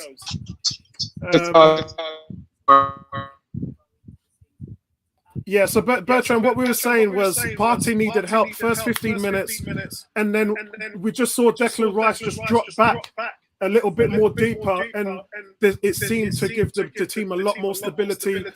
They wasn't pressing as much, and you don't show your hand when you're doing that, and you make it harder for the team to break you down. And we've grown into the game, and look, Man City controlled a lot of the possession in the first half, but they were nowhere near as incisive as Arsenal managed to be on the other end. No, they haven't. Ramsdale hasn't made a save, which is very important, right? Normally they are bombarding our goals. He hasn't made a save. They have been wide on Silva's side. Grealish is not on the field. You'd have to go find him if he's playing or not. And I don't think because we're marking him, I think because they're not getting the balls out to him. Silva is playing okay, but we're playing well as a collective defense, and we're looking to be penetrated when we have the ball. And frankly, Havertz should have scored, right? All you have to do was hit the ball with some height on it versus trying to go low. And the keeper has made 2 very good saves so far. And even the one that Martinelli shot, if Martinelli fakes the shot, everybody's blocking. If he actually faked and dragged the ball, it's wide open. But you can be on the sideline complaining about that. He tried to go top corner. It didn't work. But I'm pleased with – I don't care about the outcome of this game. I want to be able to compete with Man City, and we have to be able to compete with them. And granted, De Bruyne is not playing, but it's not like they're not playing most of their first teamers. I know they're 2 weeks behind in their preparation, but we're looking like we can compete. And Timber is a ball. I keep saying this. Timber is a guaranteed starter from day one, not coming off the field. Whether it's going to be for Zinchenko, who can't defend, by the way. So now we have Apollo. Here's what's interesting. We have 4 center-backs playing defense. Yeah. Yeah. Yep. Right? And so they know how to play in the center, and they're decent enough out wide between Ben White and Timber. So you have 4 real defenders on the field, not some make-up wing back who's playing defense like a Zinchenko who's really a midfielder. I think it's going to be the starting defense going forward. Zinchenko will come in sometimes. We're playing lesser teams. But when you're playing against the better teams, it's hard to play the inverted because you want to be under pressure. Yeah, because we don't have Zinchenko today, we don't have Jesus, and so we're missing guys, they're missing guys. But Arsenal have responded clearly after the slow start and created the better chances. Second half just kicked off for me, guys. Yeah, I'm gonna come back on after the game because I'm behind you guys. So all right, I'm no getting problem, streamed. man. So I'll see you guys after the game. Nice one, Bertram. Yeah, Vincey. So yeah, second half has just kicked off, guys. Yeah, Arsenal took a while to get into the grips of the game, but they certainly look sharper than Man City moving forward. And so I'm on 45 minutes and 40 seconds. Vincey, where you at? No, they haven't kicked off yet. I'm trying to speed up my stream because all game I've been behind you, sir. Yeah, I don't even know how you speed up the stream on this IPTV. I don't even know. No, I've just been trying to get new ones. But I'm on my iPad. And the connection's been the ITV player has been a joke. So yeah, I'm on 45, 18. Okay, I'm on 46 minutes and 10 seconds. 46:30. Yeah, so Gary's 20 seconds ahead of me. Okay, all right. I do have the ITV app as well, so I wonder if I should. And again, Ramsdale goes long. Because you can just use the ITV app, Vincey. Yeah, the problem is the reception. It's just, I've got good quality reception coverage on my EE phone. I'm tethering, but it's just poor, cutting it in and out. That's why I've been dropping off the off the stream now and again. So I haven't been able to speed it up with the app and it's buffering. So I'm just using one of my friendly streaming sites. Yeah, let me not lie to you. When I've got 5G, it used to be really bad. In some parts, it still is, but they're starting to fix it. They're starting to put more 5G coverage up in London, and I'm getting like 300 meg internet speeds with 5G. It's hugely fast. When it works, it really works. When it doesn't, then you just fall back to 4G, so it's not too bad. But yeah, 5G has been a joke over the last 2 years, but it's taken that long for them to get to improve the coverage. But guys, listen, we're here to talk football, not to talk about phones. And second half has started, and it's pretty much picked up where it's left on. Man City are in possession now, and Arsenal just have a really good shape. Really tough to break down. Ben White has had Grealish in his pocket, man. Grealish has done nothing today. Also, shout out to Victor. Victor says they have a good defender and call Haaland. Yeah. I mean, Haaland's really been put on tap today, man. He's saying, 18 saying Vincey's been missing a lot in the channel. Victor says, Vincey, bro, we miss you. Pure love for Vincey, man. No, man, I appreciate it, guys. I needed to take some time off in the off season, and I've been playing golf and just trying to manage my health. So the tournament, didn't you, Vincey? Yeah. I won Sevi's course in the Shire in London. So and I won again last week. So I'm might be seeing you on the old European tour. A bit of Vincey Gilmore. Yeah, man. I'm trying to see if I can. For the first time, Grealish goes 1-on-1 with Ben White and beats him. Oh. But the cross is cleared by Arsenal. Lovely turn for Bukayo Saka. Maybe I shouldn't have said anything then. Mine, Odegaard. See you later. Whoever that was, he turned. He's still looking for him. Still looking for him, you know. Still looking for him. Oh, my God. Did you see it, Apollo? Yeah. He's still looking for him. Saka's got so strong on the ball now. Look at what Odegaard's just left him on the floor. Get up, man. He's trying to go on he's trying to get Havertz sent off there. I don't know who it was. He tackled Havertz. Yeah. And then he threw himself to the floor like Havertz done something to him. Yeah. How big is Rodri in midfield, man? He just looks hench. Yeah, look, that was a sliding tackle on Odegaard there. Look, as soon as Havertz get the ball, he's got 4 blue shirts around him. Good tracking back by Havertz there. He's just run 40 yards. So And guys, it Declan looks Rice like really- we're straight into the pattern that we saw at the start of the first half. City are on the ball and Arsenal are just trying to control the tempo of the game with their shape. City Arsenal's look like they're overload out here. There's an overload. When you see Great defending Julian Timber. when you see Odegaard making those moves, Apollo, he reminds me of Ozil, where he just slips his shoulder one way and slips it the other, and it's like he just makes plays look completely stupid. Yeah.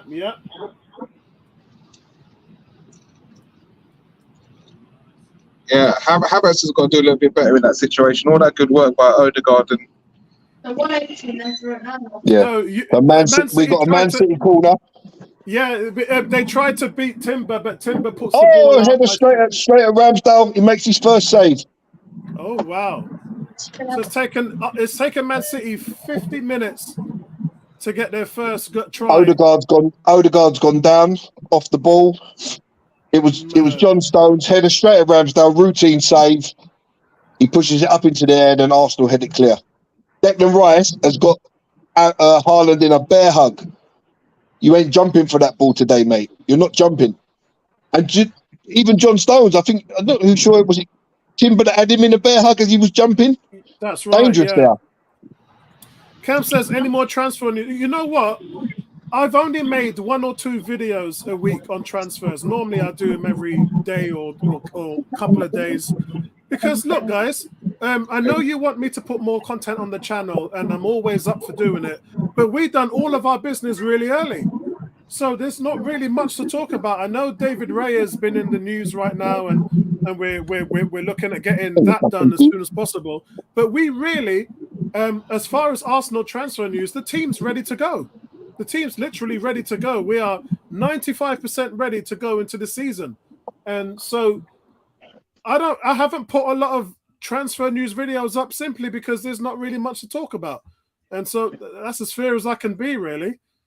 What would be interesting, Apollo, what would be interesting today is that when he does make substitutions, if there's any drop-off in the performance, because at the moment it's been exemplary, every player on that pitch. Yeah, I agree. And City are missing a couple of big players. So it'd be interesting to see what happens when the subs happen. 52 minutes and 50 seconds gone. Yeah, the ball's still out of play. They just had a little break for an injury for Odegaard. And Man City are going to restart with a throw. What? So what's this? So what, they're allowing drinks breaks when it's raining? No, Odegaard was injured. Oh, so he was receiving treatment, and then the players obviously went to their respective managers for the huddle. I'm loving that blue and yellow top, man. I told you, Vincey. What did I say to you, man? Islington represent. Islington represent. Yeah, loving it. Odegaard back on the pitch. What are you doing? So the play restarted, and he left Odegaard off the pitch for about 30 seconds. Didn't allow him to come back on. Yeah, I think that was wrong from the ref there. And you know what? The refs had a pretty decent game so far. I wouldn't say excellent because I think he didn't start well, but the ref also grew into the game. Yeah, since he booked the geezer in row 29, seat 3, he's done all right.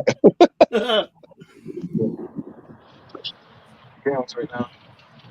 Yeah, straight on. Yeah, Arsenal looking much better at the back. Look, the defense is the biggest thing that's concerning me with Arsenal, and I told you guys why. If we sort the defense out, we ain't going to struggle to score goals this season. It's whether we can stop other teams from sort of picking up those little sloppy goals that we're always letting in, especially at the Emirates. Yeah, not so much worried about away, but get away from him, Saka. Get away from him. That's a trick, no? That's a trick by Rodri. Is he going to get booked? No, he didn't get booked. No, he gave the free kick, but Odegaard was looking to release a pass there. Declan Rice breaks to the byline. Good little interchange with Martinelli. And it's back with Timber. I want to see Timber score because you know the headlines are going to be Timber. Yeah. Especially if it's the winning goal. Score. I want to see Havertz get his third goal. To be honest, I'll take anyone in red to score. Yeah. I'm not really fussed.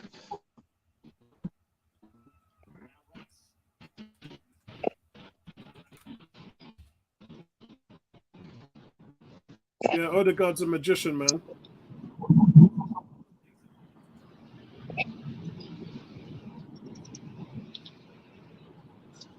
Oh, good ball. Didn't really need to play that party. So Arsenal build up play really well. It's with Declan Rice.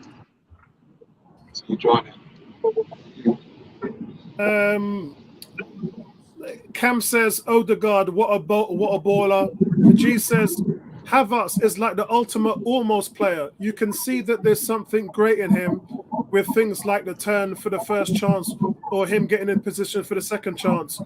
But he wouldn't get Jesus wouldn't get either one of those chances. It's the thing that you don't know, really, do you? You'd like to think that your striker from sort of like 8 yards out is going to bury the ball in the back of the net.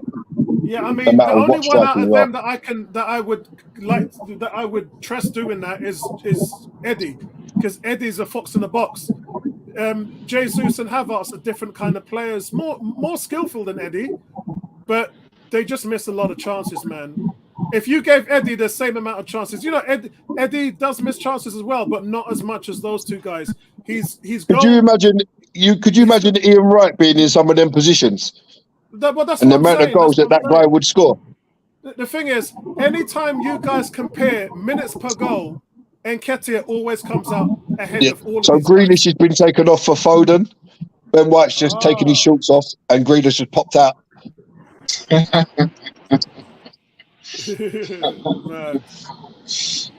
New shorts for Ben White.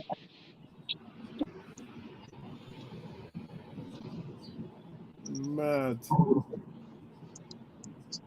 So, do you think Odegaard's going to come off, guys, after that little knock? Not too sure. He's chasing the ball down here. That's a foul. He's left his foot in, ref. I mean, think so about Saka it. Take the painful one on the shin there. He won the ball, and Diaz just left his foot dangling. That's a yellow card, no? It should be. So you can play Trossard, Vieira, Smith Rowe. You can play a wealth of players at that number 10. I'm only now seeing the substitute. Nah, it wasn't as bad. It wasn't as bad as it looked like. He towed the ball and then just caught Saka on the follow through. But notice the Arsenal players had their hands up in the air, but none of them approached the referee. Did you see that? Yeah, you can't do that. Stay clear. In fact, the rules were only the captain, so Odegaard went up to the ref and had a word, but nobody else did. But that's how it should be anyway. Yeah. So Arsenal have got a free kick, and Martinelli's going to take it. Yeah, it wasn't a foul. It was a really soft one, guys. It wasn't as bad as it looked. Yeah. So Martinelli's going to take it. Normally this would be Odegaard with his left foot. Yeah, why is he delivering the ball? So Martinelli is taking it. Shit.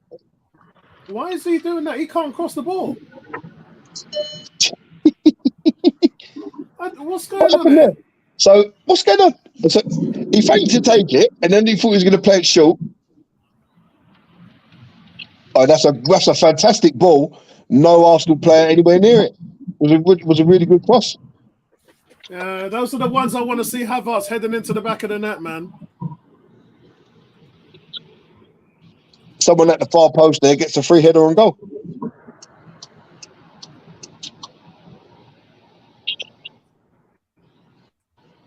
I'm on 58-48. So Carl Walker's taken the throw 20 yards forward of where it actually went out. I'm on 59-30. 59-52. And Arsenal have it with Saliba at the back. So Saka doesn't look like he's fully up for this. He looks like he's just, that knock has just slowed him down. Yeah. There was a little ball there. And he made no attempt to run back and get it. True.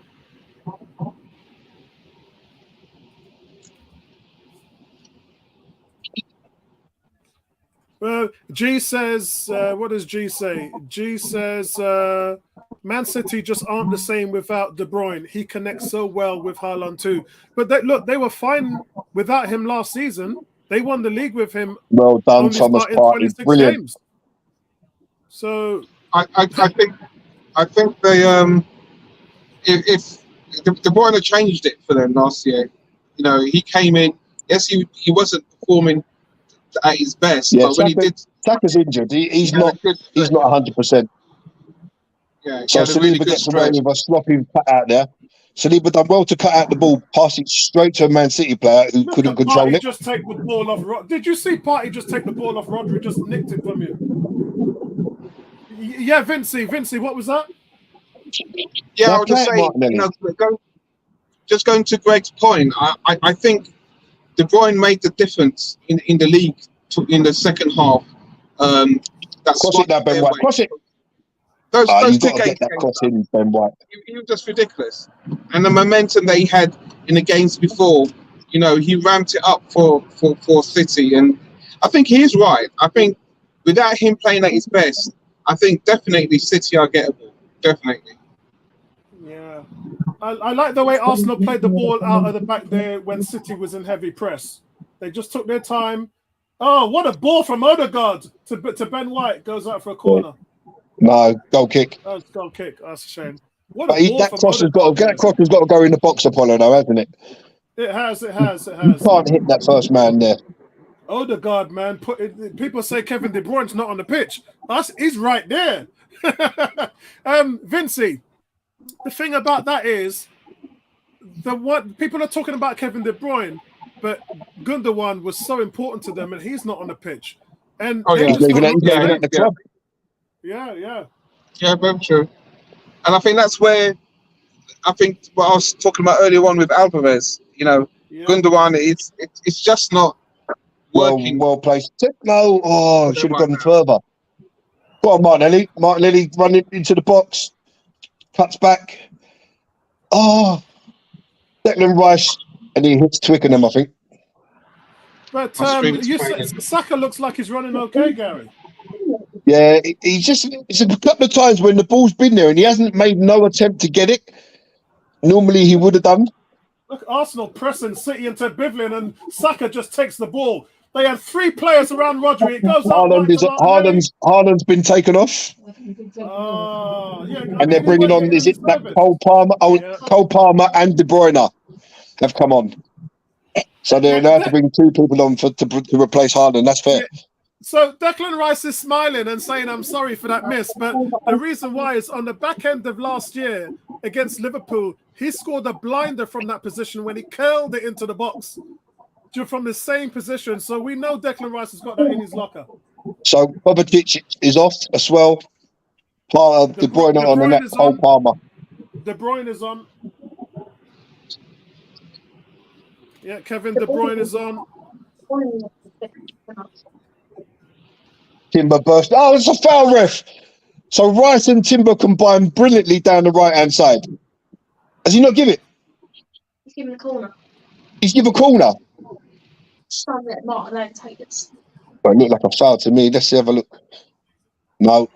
Yeah, good tackle by Rodri there, because what a burst of pace from Jury and Timber. Linking up with Declan Rice.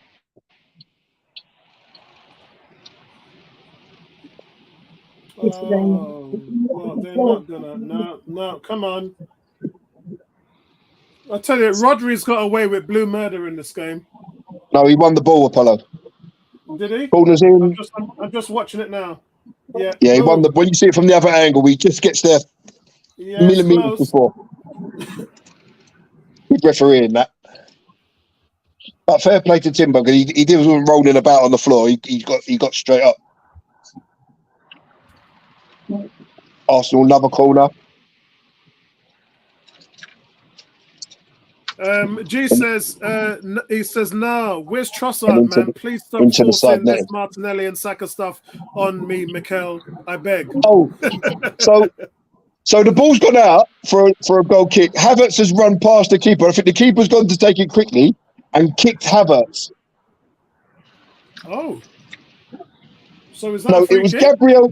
No, Gabriel jumped over the ball. The keeper's then kicked Havertz, and Havertz just collapsed in a heap. Because he's trying to push Gabriel. He was trying to half push Gabriel out of the way from taking the quick kick. Well played, Gabriel, though. Oh, who got booked? No, he's booked Gabriel. He's booked Gabriel. Why has he booked him? He's not Gabriel. But he didn't do anything. He jumped over the ball. He never touched it. Gabriel was in the back of the net, and as he was moving forward, he jumps over the ball. So why is he booking him? That is a complete travesty. I would get these cards rescinded. I would complain to the FA about that. Yeah, these cards count as well. Yeah, exactly. I would complain about that. G said Rice looks like Xhaka and not in a good way. Yeah, look at Declan Rice there. Look at Declan Rice there. Xhaka wouldn't be able to do. Yeah, exactly. What's happened to Gary? I've lost Gary now. I've lost Gary. Oh, there you go. Gary's back. That burst of pace from Declan Rice. Yeah. Xhaka would never be able to do that if he had a motorbike. Yeah, I know, mate. I know. I think G's just pulling our legs here. It's hard. I mean, with Haaland off the pitch, City have got to find a goal from somewhere to win this game. Timber wins the ball back as well. Here goes Martinelli again. Could be a 1-0 to the Arsenal then. Yeah. No, sorry, it's Kai Havertz. Rice, I tell you, Rice has been doing a lot of running. He looks knackered. Come on, Ben White. You've got to cross this, Ben White. Oh! And Bukayo Saka's missed his kick. Oh, brilliant play from Arsenal. Switched it from one side to the other. Ben White. Did you just see the tackle Ewan Timber makes on De Bruyne? But Ben White cuts it back and Saka completely misses his kick.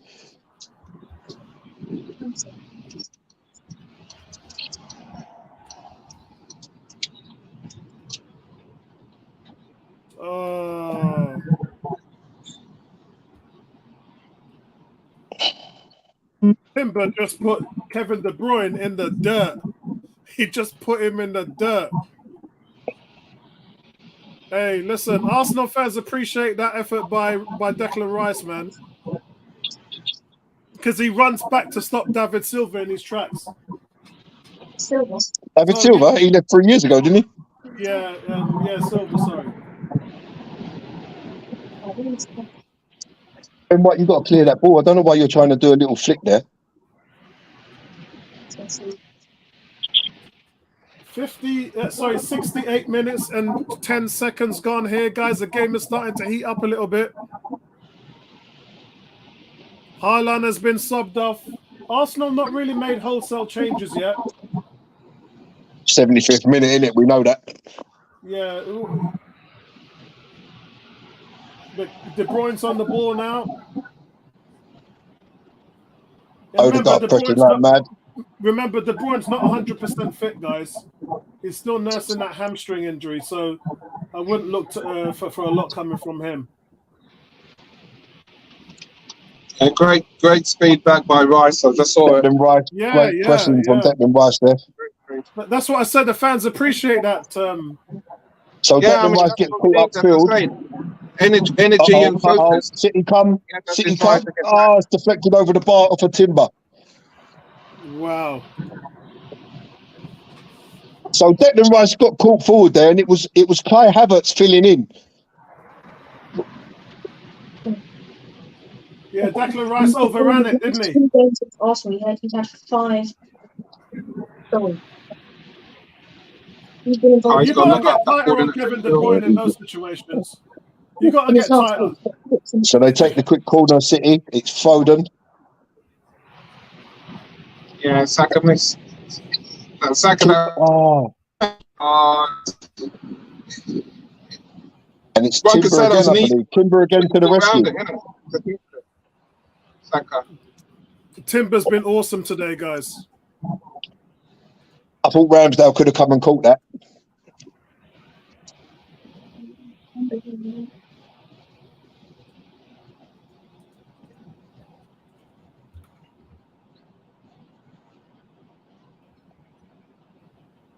Yeah, Timber's doing a number right now.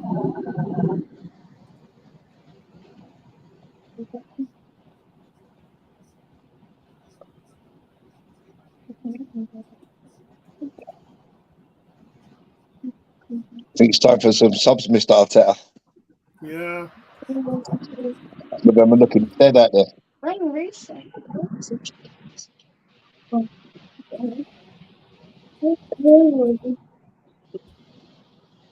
Yeah, for real. G saying the amount Man City gets And away Timber's with there to without break it getting up charged again. is ridiculous. Oh, no. That was unlucky. Who's that? G also saying, wish That was De Saliba Bruyne. was available in that May game against them. Well, they said that he was okay, but they didn't want to bring him back too early, and then in the end they decided to leave him out for the rest of the season.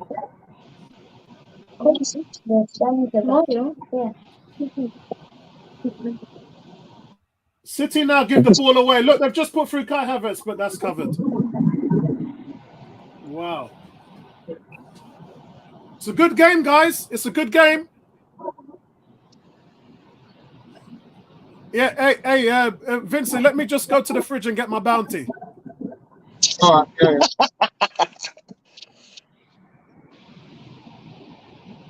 Well, Gary, I think you're ahead of me, so I'm... Yeah, 72 minutes 5, I'm at. So City just got the ball, knocking it around as they do. Just entered the Arsenal half with a Kanji. There's nowhere for them to go. Arsenal shutting down all the spaces, all the holes. Brilliant performance so far, 72 minutes in. I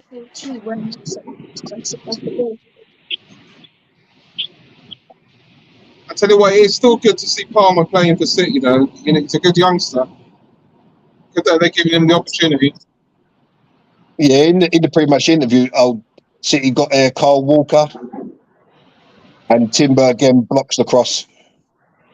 That's Timber's third block in a row. City corner. That little kid's got swimming trunks. Just the shorts on. It's freezing, isn't it? Little kid with his shorts on, no top. What's that about? Right, okay. Sorry, guys, I had to make a pit stop, man. You know how it is. Great header out by Gabriel. I had to make a pit stop, man. Well played, Saliba. And look at Timber popping up in midfield to receive the ball. Oh, Saka, Timber's sloppy deep, from man. Saka. Sloppy. Timber's deep.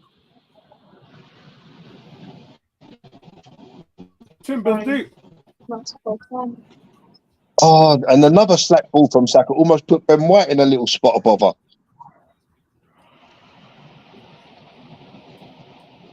Come on, you've got the bench there, Arteta. Use it.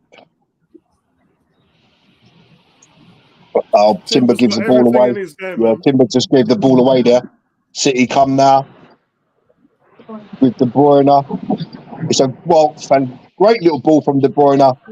No one there to finish it. That was a brilliant ball by De Bruyne there. Haaland scores there, 100%. Alvarez just didn't react. But that's what they were missing in the first half, really. That's a great ball. So it looks like Martinelli's the first one to be subbed for Trossard. Okay, that's good. That's good. 74 minutes and 30 seconds. He was 30 seconds early. He's not going to take the second. I would be inclined to take off Saka, man. Well, Nelson's not on the bench, is he? So he'll probably put on Vieira if he takes off Saka. Timber's off. And it's got to be Kieran Tierney, surely.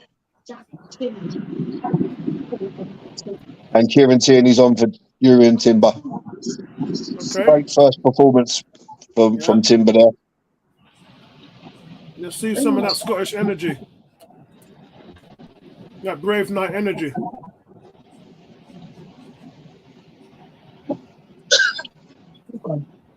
And again, Ramsdale sends it long.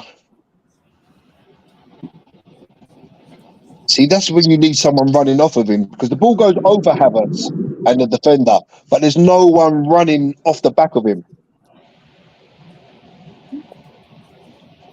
Yeah. Saka or Trossard make a gamble there, they could be clean through.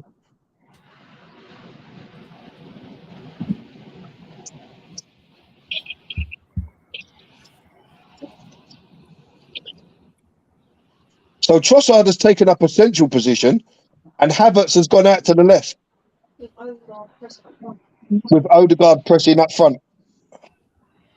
That's Yeah, great. So that's where Thomas Partey got done like a kipper.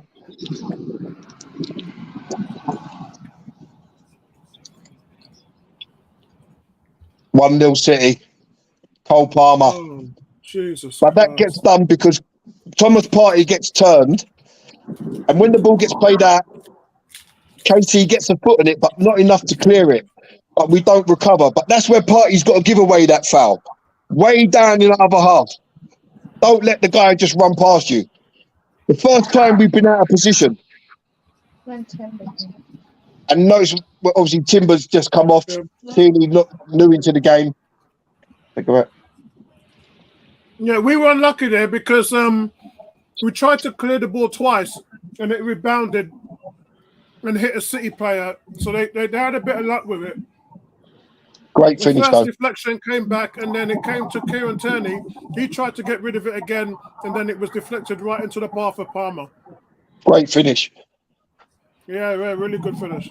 But does Tierney need to be so close to the centre-back there? Does he need to be that close to the centre-back when the original ball was played? I don't think he does. Yep. I think if he's in a traditional left-back spot there, that ball doesn't reach where it goes to. Yeah, I agree. He's tucked in a bit too much, and there's no need for that. But fresh into the game. Yeah, I think it was all about the finish, guys. The finish was brilliant. Yeah. Take nothing away from the finish. But same old story, innit? One mistake, and we get punished. If you look there, Tierney actually slips a little, but he recovered and the ball rebounded off of him. Rice had done well to get a touch in on Foden's pass in the build-up, so there was a slight deflection there, but yeah. That was clinical. Take nothing away. The finish was out of this world. Brilliant. That's what you want. A young English man as well. Excellent finish. But it's the same story. No, for 74 minutes, we haven't made one mistake. And the moment that we make a mistake, we get punished. And guys, sometimes that's why managers don't want to do substitutions, because it upsets the balance of the team. And you can clearly see there, for whatever reason, it just upset the balance of the team. Here comes Kevin De Bruyne again. I just personally think that when Partey gets turned there, he's got to commit the foul and give away a free kick way down there. You don't let him run. He's off if he commits the foul. Well, take one for the team. Take one for the team at 0-0 with literally 15 minutes to go. Yeah, Ramsdale had no chance with that one, guys. You can talk about David Raya all you want. Ramsdale had no chance. He was fully stretched. I don't think any keeper saved that, to be perfectly honest. Yeah, I agree with you, Gary, to a point, because if you go that far up the pitch, leaving that space behind you, that player still can't come away with the ball. He just can't come away with the ball. And that's where the goal. That's it. We get open. That's the first mistake we've made. We're out of position and they get in behind us. KT was unlucky. He was just overstretched on the first one. But does he need to be that close to Gabriel? It was literally 5 yards between them. Another 5 yards over, and he cuts that out, no problem. And it's a bit unfair because and Eddie's on. It's a bit unfair because Timber goes off, and as soon as Timber goes off, within 5 minutes, we let a goal in. But he was also trying to defend the overlap because he did look like he was in that situation. I can't really. It's a brilliant finish. They just showed it again. A brilliant finish. You know, another thing that I don't like there, when the shot is coming towards Gabriel, he's shouldered his arms obviously behind his back, but he doesn't like make an attempt to block it with his head. He's going the other way, and the ball goes over his right shoulder. And I think sometimes defenders, maybe like a Martin Kieran or a Tony Adams, will try to put their head on that. Yeah, but I mean, like I said, Gary, Tierney slips as well. So it gives Palmer the space and time to tee the ball up. Yeah, but if you watch Gabriel, he leans to the left, and the ball goes over his right shoulder. So maybe if he stands up straight and tries to put his head on that. Yeah. No, I just don't like that style. You see it from not just Gabriel, but you see it from all defenders. They all want to get their hands out of the way. You're just making it easier for the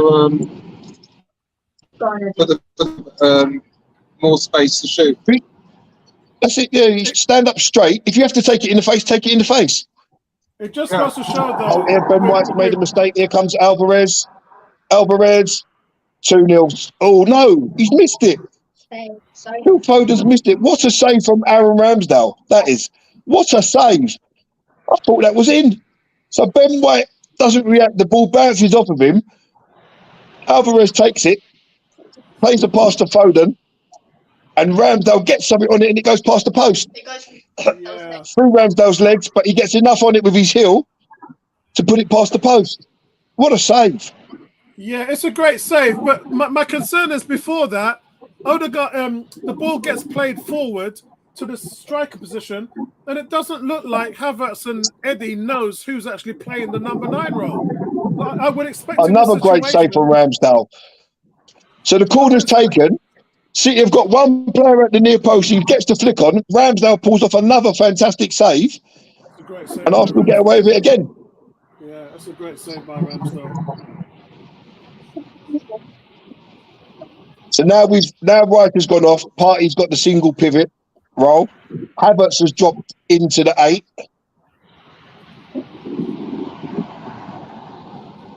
Yeah, that is Aaron Ramsdale at his best, everybody.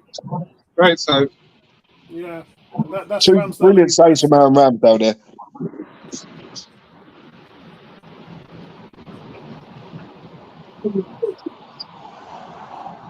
I need that. Yeah, that's Ramsdale at his best, everybody.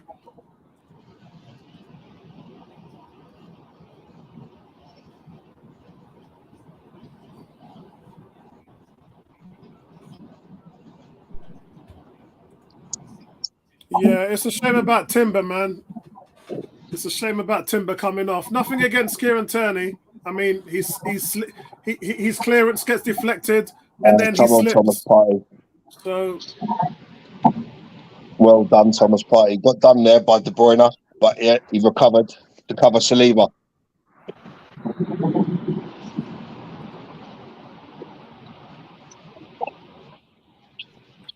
But this is what happens when you play against these teams like City. You can't give them the opportunity that we afforded them. You know, Partey has to take a second yellow. You know, and then can we hold out for 15 minutes with 10 men? That's harsh realities of football. You know. Yeah. Sometimes when I watch us, it's hard. You'd never realise how much work. Eddie with a mad press there. Sorry, Apollo. Eddie with a mad press. But Gary, that's what I said to you. Balogun can't do. That's the issue I have with Balogun making it. Anyway, it's a foregone conclusion now that Balogun's definitely gonna go to Inter Milan. They want him. He's their top priority target. They just have to come up with the money. The corner. Look, one City player gets the header in. What a save from Aaron Ramsdale that is. What a save. Great hand. You know what it is? We're not keeping the ball in the midfield as tight now. I guess we get Texas. De Bruyne. Yeah, De Bruyne makes it look so easy, man. Yeah, but he just assisted the goal for Cole Palmer anyway. Yeah, It's he's his changed ball the that game. didn't get cut out.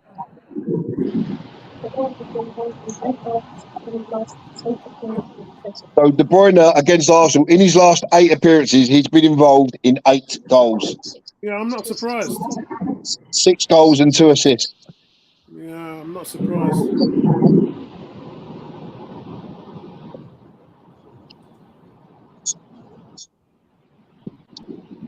Sloppy midfield. Sloppy midfield play by us. Yeah, I'm not surprised with that, guys. Look, guys, if Arsenal get back into this game, then they have Aaron Ramsdale to thank for it, because he's pulled off 3 or 4 fantastic saves. And David Raya, you should be watching. This is the expectations. Now's the time to go Arsenal long with Football Club. Ramsdale. Why are we mucking about of it now? Send it long. There's 3 minutes to go, and you're just standing on the ball edge of the area. Yeah, this is the expectations at Arsenal Football Club. David Raya, are you watching?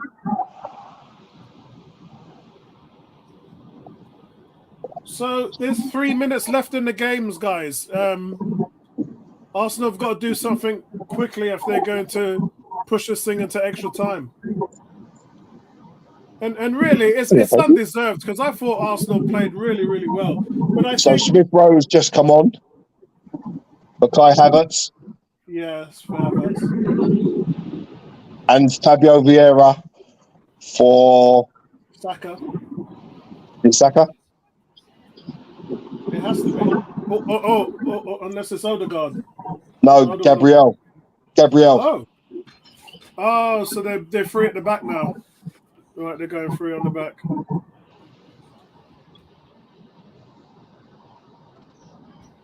Yeah, so they're going to back free to try and get into the game.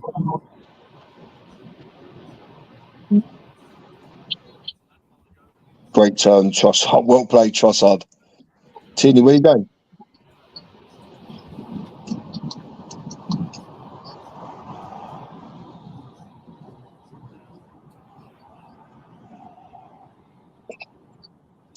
So City happy just to hold it in the corner.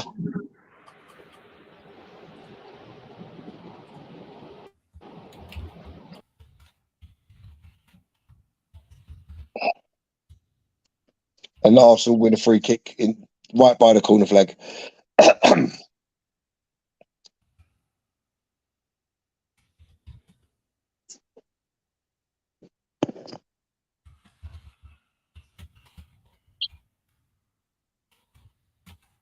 Pep Guardiola looks like he's going out to a restaurant.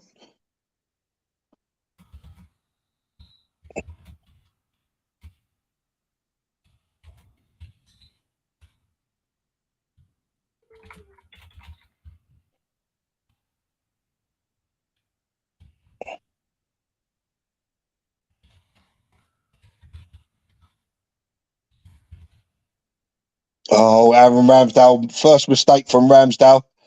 Partey helps him out of a situation there. He faked to kick it, faked again, and then played the stupidest ball into the midfield, straight to Kevin De Bruyne. No.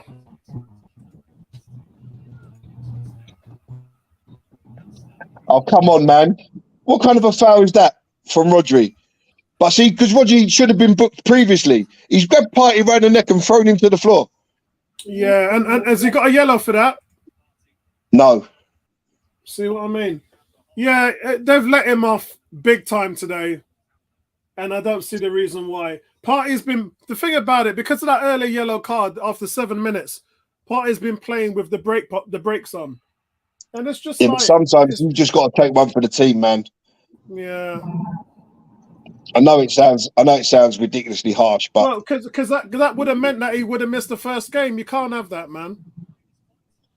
You can't have that. You can't be going up against Forest and not having Thomas Partey in the team.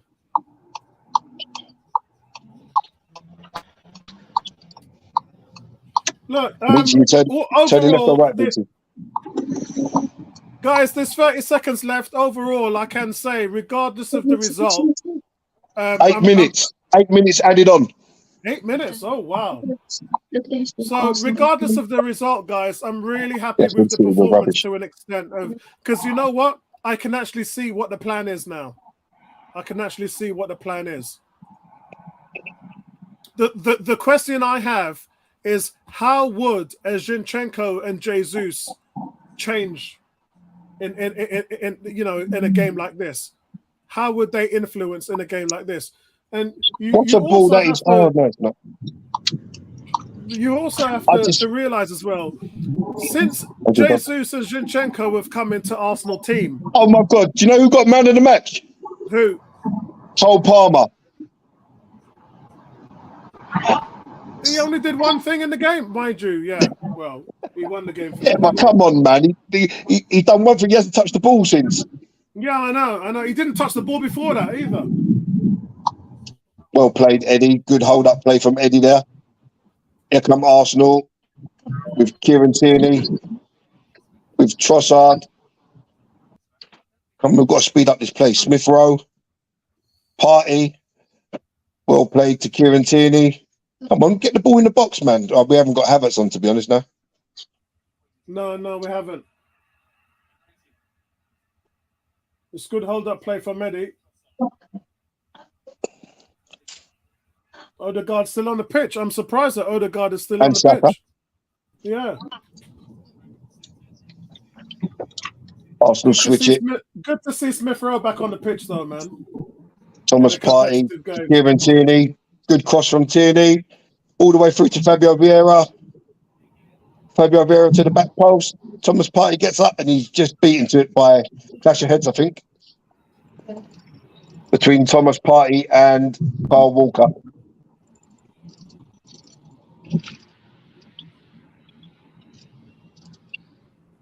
Oh, that's Partey right on his eyebrow, that is. Yeah.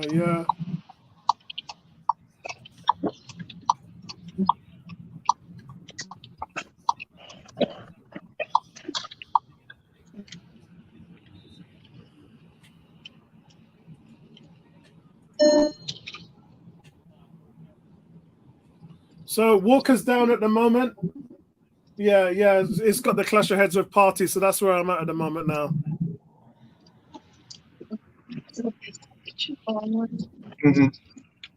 Listen, they just showed the goal again, and I'm going to say, if Gabriel just stands up straight, he takes that in the chest or in the face. He's half crouched down, and he's leaning right to his left. He does, but Tierney slips. That's the thing for me. But after Tierney slips, it's all up to Gabriel. If he stands up straight, he takes it in the chest or the face. You're not forming a challenge by turning your back to the. And not only that, Vincey, he's crouched half down. Yeah. So he's 6'4" frame. He's not up in the air. Just take it in the chest, take it in the face. You don't need to shoulder your arms like that. I know you're protecting yourself, but you're not helping the goalkeeper because he can't see anything. It's not just him that do it. You see defenders doing it all the time. Yeah. And when you're like us, and you was brought up on these players like Adams and Keown and Bold and people like Gary Mabber, all these players, they would take that in the face 100 times out of 100 times. Yeah. Yeah, Fennec. Yeah, all them kind of players. Terry Butcher. They're never ducking out of that. They'd rather get kicked in the face than duck out of any kind of challenge. Yeah. Yeah, actually, do you know what? That slip wouldn't have made any difference. He cut inside, and so Tierney he was done by the cutting. But then it's up to Gabriel to stand tall, stand strong. Yeah. So both Partey and Kyle Walker have got their head bandaged now.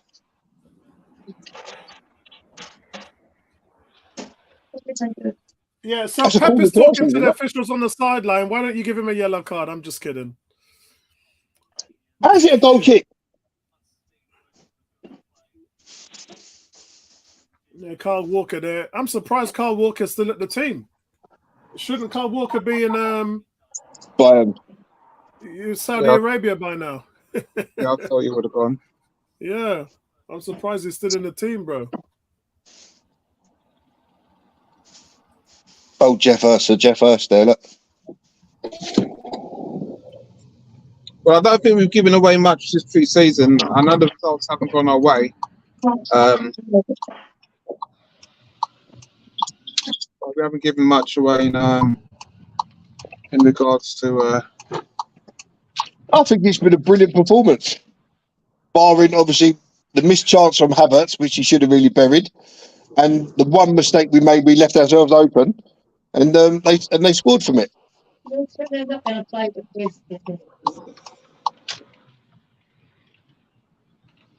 Ain't it our ball?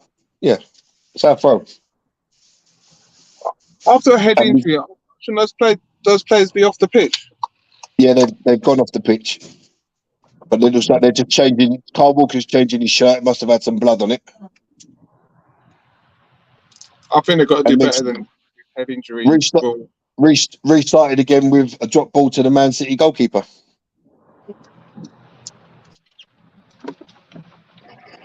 Who's kicked it full length for the field. Aaron Ramsdale, where are you? Jesus Christ. So Saliba let it bounce. Ramsdale took an eternity to come and claim it. So 90 minutes for Odegaard. 98 minutes for Odegaard by the time it finishes. 98 minutes for Saka. Smith Rowe picking the ball up in front of the defence. Ben White knocks it long. Great channel running by Eddie there. Brilliant. Go on, Ed.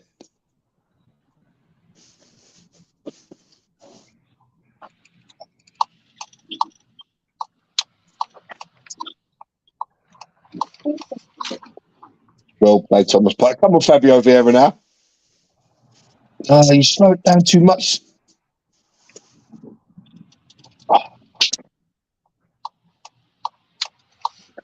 That's where you want Saka to run one at Kanji.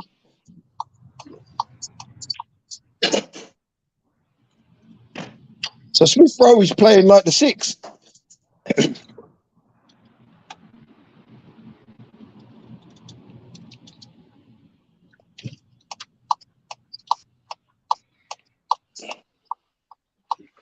My only worry, and it's been a worry that I've had for a year when we play City, is when we have chances, do we take them? And I'm that's what I said. It's always the same story, Vince, isn't it? We have the play, we have the chances, we don't take them, and literally the first opportunity that they get, they bury. Yeah, and that's that second Havertz chance. 8 yards out, you've got to bury that in the net. You have to. There's no excuse. And this is the thing, we've gone out and spent 65 mil on Havertz, and I know this happens, but this is the big game. You want him to put those chances away, and this is the thing is. Well played, Smith Rowe. Players of that caliber have to get it out of their head. Well played, Trossard. Well played, Arsenal. Brilliant. If they score from this, Bukayo Saka, man, that's a terrible ball to Vieira. Brilliant play by Trossard and Smith Rowe. Yeah, I saw that. It was good to see Smith Rowe running in the back end there. Vincey, I agree with what you're saying there. Yeah, brilliant. That's the only thing. We you sit there and you think, okay, 65 mil. All right, so we're going to beat up teams, and we're going to be in with a chance. But again, we're going to be in situations where we're going to think, can we just take our chances in these caliber of games? That's all you want. Just put them in there. Yeah, it's going to be difficult because I can see, first of all, you are playing Man City, guys. So regardless of what we're doing here today, we are playing Man City. Secondly, I see Havertz playing the 8, but when Jesus drops down deep, Havertz is going to point into that number 9 role. So I've said this a few times, Vincey. I think that Havertz is that contingency. You can call him a false 9, but he is going to be that auxiliary striker. Gary, this build-up play here from Arsenal here was just fantastic. Listen, we've been brilliant. Saka, man. Yeah. Come on, Saka, put it on someone's head. So we're into the 101st minute. Corner comes in, and it's headed right out from the post, back with Saka. Yeah, I agree with Bertram. He says Saka needs to have a good. Leandro Trossard! Wow! He hit the ball. It takes a wicked deflection. It wasn't even going in. The keeper's dived, and it just trickles past his leg into the net. And that's 100 minutes, guys. That is 100 minutes. It come off a Kanji, and he's got in. I'm not sure it was going in. The keeper must have thought it was on target because he's flung himself to his right, and it takes a deflection and it just rolls in the net. But it's just the fact that he had a shot. He had a go. But it was a turn inside. Oh, brilliant. Absolutely brilliant. Do you know what? He's mishit that as well. Look at the shot. He's mishit it. He scuffed it, yeah. It was going nowhere. To have a chance. Yeah, Arsenal fans going absolutely mad. This is a guy who they should have started. Akanji shaking his head. It takes a deflection off Akanji, and it's just trickled into the net. Yeah. So we're into the 102nd minute. Oh, come on, Ben White. What are you doing? So they restart. The ball gets played out to their left, and Ben White gives away a needless foul, allowing De Bruyne now to put a ball into the box that could cause danger. Look at Arteta on the sideline, man. Mental. I'm happy for Trossard. You need somebody, man. Guys, it's game on. Oh, and you know what? Game on. It was Ruben Diaz was millimetres from making that 2-1. Guys, did you see Pep looking dejected on the sideline, kicking his chair and throwing his bottle of water, while Arteta was jumping up, waving his arms around, pumping his fists? Come on, is there one last opportunity? Into the 104th minute we go. It's with Saka. No, it's going to be extra time, mate. It's going to... Gary, you know what, Gary? It's been a good game. I want more of this. No, that's it. The referee's blown the whistle. Yeah. Straight to penalties. I thought, you know what? That's no more than we deserve. Yeah, I agree. Yeah, it's a shame because I'd like... Gary, it's 6 o'clock on a Sunday evening, and I'd like to see a little bit more of this. It should have played a bit of extra time here. No, straight to penalties, I think. I'll be back in 2 seconds. I've got to check my dinner's cooking, man. 2 seconds.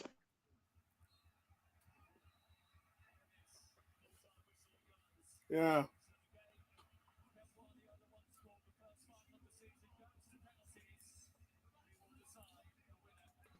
Right, so we go to penalties, guys. Yeah, this is interesting. I'm still in the 102nd minute. Well, I have been. GK is laughing his backside off. Bertram's waiting for it to go to penalties. I do agree with Bertram when he says Saka needs to play a good game against City. But yeah, I don't think he's shined in one City game. But I remember him scoring that goal against Man United last year, which he says is his favourite goal. We need something like that against Man City. We need a bit of magic against Man City. We don't score a lot against City. We don't score a lot of goals against them. So I'm going to type on here penalties. Apollo, okay, I'm just going to try and get inside. I've just got home, so I'm going to quickly get the stuff inside and then I'll jump back on. No problem. So guys, let me summarize. The noise has gone up a notch at Wembley, and we don't know what to expect now. It's been a very entertaining game. Arsenal, in terms of the result, guys, they've looked much better against City. Somewhere where they was around 2 years ago. Remember 2 seasons ago when they played City off the park, played them really well, and then Xhaka and Gabriel made those mistakes, and we ended up losing the game at home, which really I felt we were dominating and we should have won. And City went on to win that in injury time. I think this game we've had the better chances in this game. I think we've had the better chances. Havertz had 2 clear-cut chances. I think he should have scored in either of those. But overall, guys, it's full time, and we go to penalties. And Ramsdale saved his second penalty in a few days. Yeah, I think he should, man. I mean, that would have given him confidence. Otherwise, you know what? Take him off and sub on Matt Turner. Put Matt Turner in. That's what I'd do right now. You can't now. No, he's on the bench. Yeah, but if he would have subbed him before the final whistle, you could have done that. You can't do that now. I know. Yeah, I know. Yeah. I would have done that if I was Arteta. I would have pulled a fast one. Do you know his save percentage is like 37%? That's ridiculous. To make it more fun, they should do something like Dizzy Pens or something like that. To make it more fun. Wow, Matt Turner's got a crazy. Yeah, guys, good news. Arsenal responded very late, deep into stoppage time. Trossard, who didn't start the game, I felt he should have started, hits the ball, scuffs it really, and it deflects into the other side of the net. And here we go. This year's Community Shield winner is going to come from penalties. It's not the way that I would like to end it, but it's anybody's game now, guys. I suppose he's better than losing 1-0 in 90 minutes, isn't it? Of course it is. Because if this was a normal game, that'd have been a point for Arsenal. When was the last time we had a point off City? Well, exactly, yeah.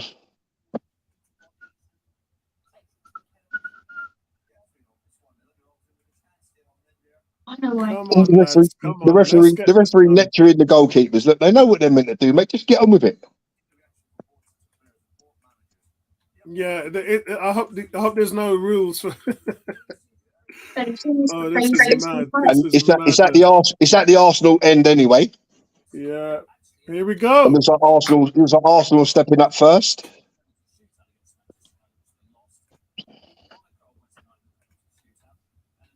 Hi, Doc. You gonna watch the penalty shootout? Victor says that's what an A-list team does. Someone makes a mistake and we punish them. Yeah. I better change the score here because I've got 55 minutes. It needs to get to 55 minutes. Will be added on at the end of the game. Oh, so my son just said there's a new rule been brought in that if the ball is not in play for a full 55 minutes during the game, whatever time is short of 55 minutes will be added on at the end. Which translated to the 11 minutes we played.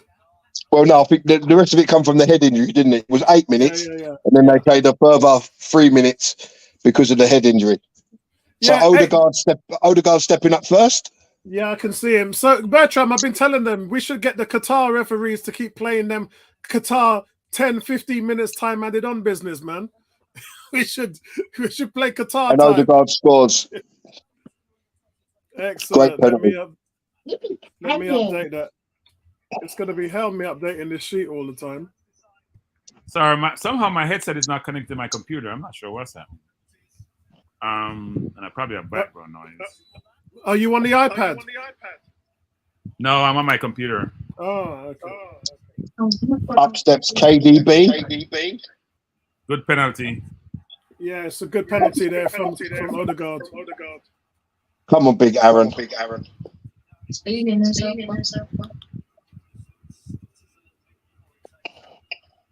Odegaard, the captain goes up there, no fear. Oh, De Bruyne's missed! He's hit the bar! He's hit the bar! I'm gonna come back in because I'm behind. Come on, I'm behind as well, Bertram. Come on, I'm gonna come back. I'm gonna come back in. I have to watch it so I get the anticipation. He hit the underside of the bar and bounced out. Oh my God.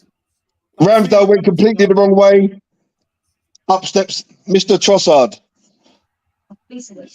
Wow. Both of the captains step up to take the kick. One makes it count, the other one doesn't. Come on, Leandro. Leandro Trossard looks like he's pooing himself, man. Not going to lie. He looks scared. Oh, I just saw De Bruyne miss. Trossard, short run up. So De Bruyne missed. Oh, Trossard. Yeah, he hit the crossbar. Yes, Trossard. Easy peasy, lemon squeezy. G saying Vincey looks like Clint Eastwood in that hat. Man with no name. Clint Vincey. These guys have got. Come on, man. This is awesome. Clint Vincey, I like it. Bernardo Silva, the little rat. Hope you miss. Guys, when you stop and look at it, yeah, we do win it in penalties. It's going to be a great way that we've actually come back and done it, because we've had he dives the same way all the time, Aaron Ramsdale. Yeah, you said that last time. He did it against Monaco. He dived to his right every single time, and they went the other side. First one, he dived to his right. De Bruyne missed. Second one, he dives to his right. Bernardo Silva scores. Upsets Saka.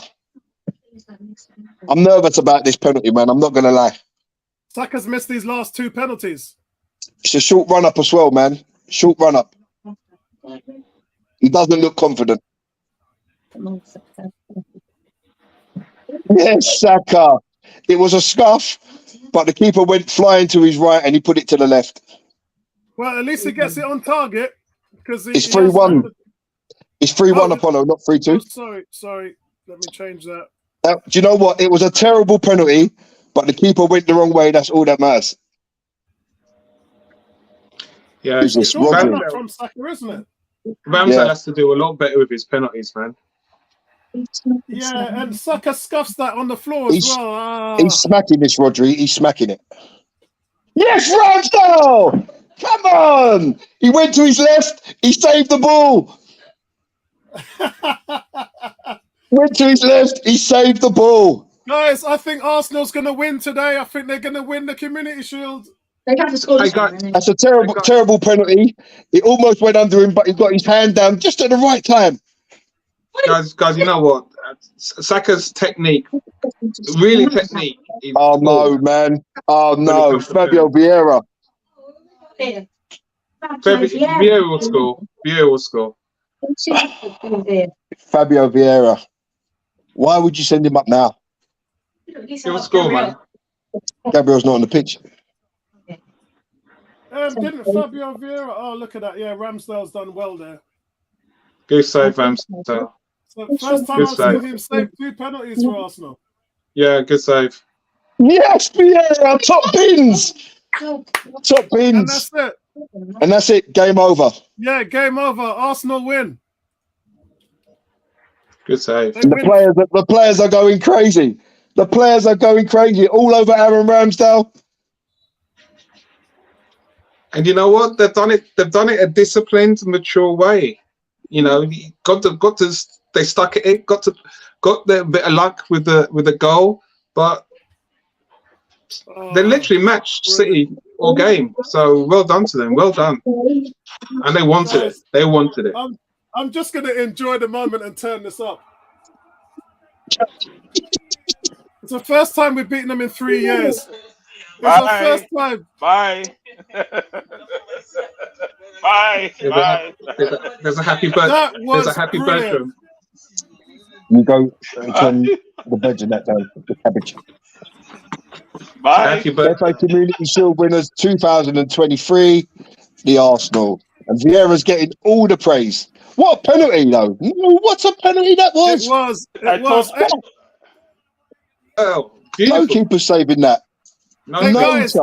Guys, there's no such thing as pre-season. in the words of Ten Hag and Xavi, there's no such thing as pre-season. Listen, mate, I don't lose games, man. I don't like losing points in table tennis. I losing nothing. Whatever I play, I like to win. Or lose winning. I'm happy for Fabio Vieira. What a penalty that was. Brilliant.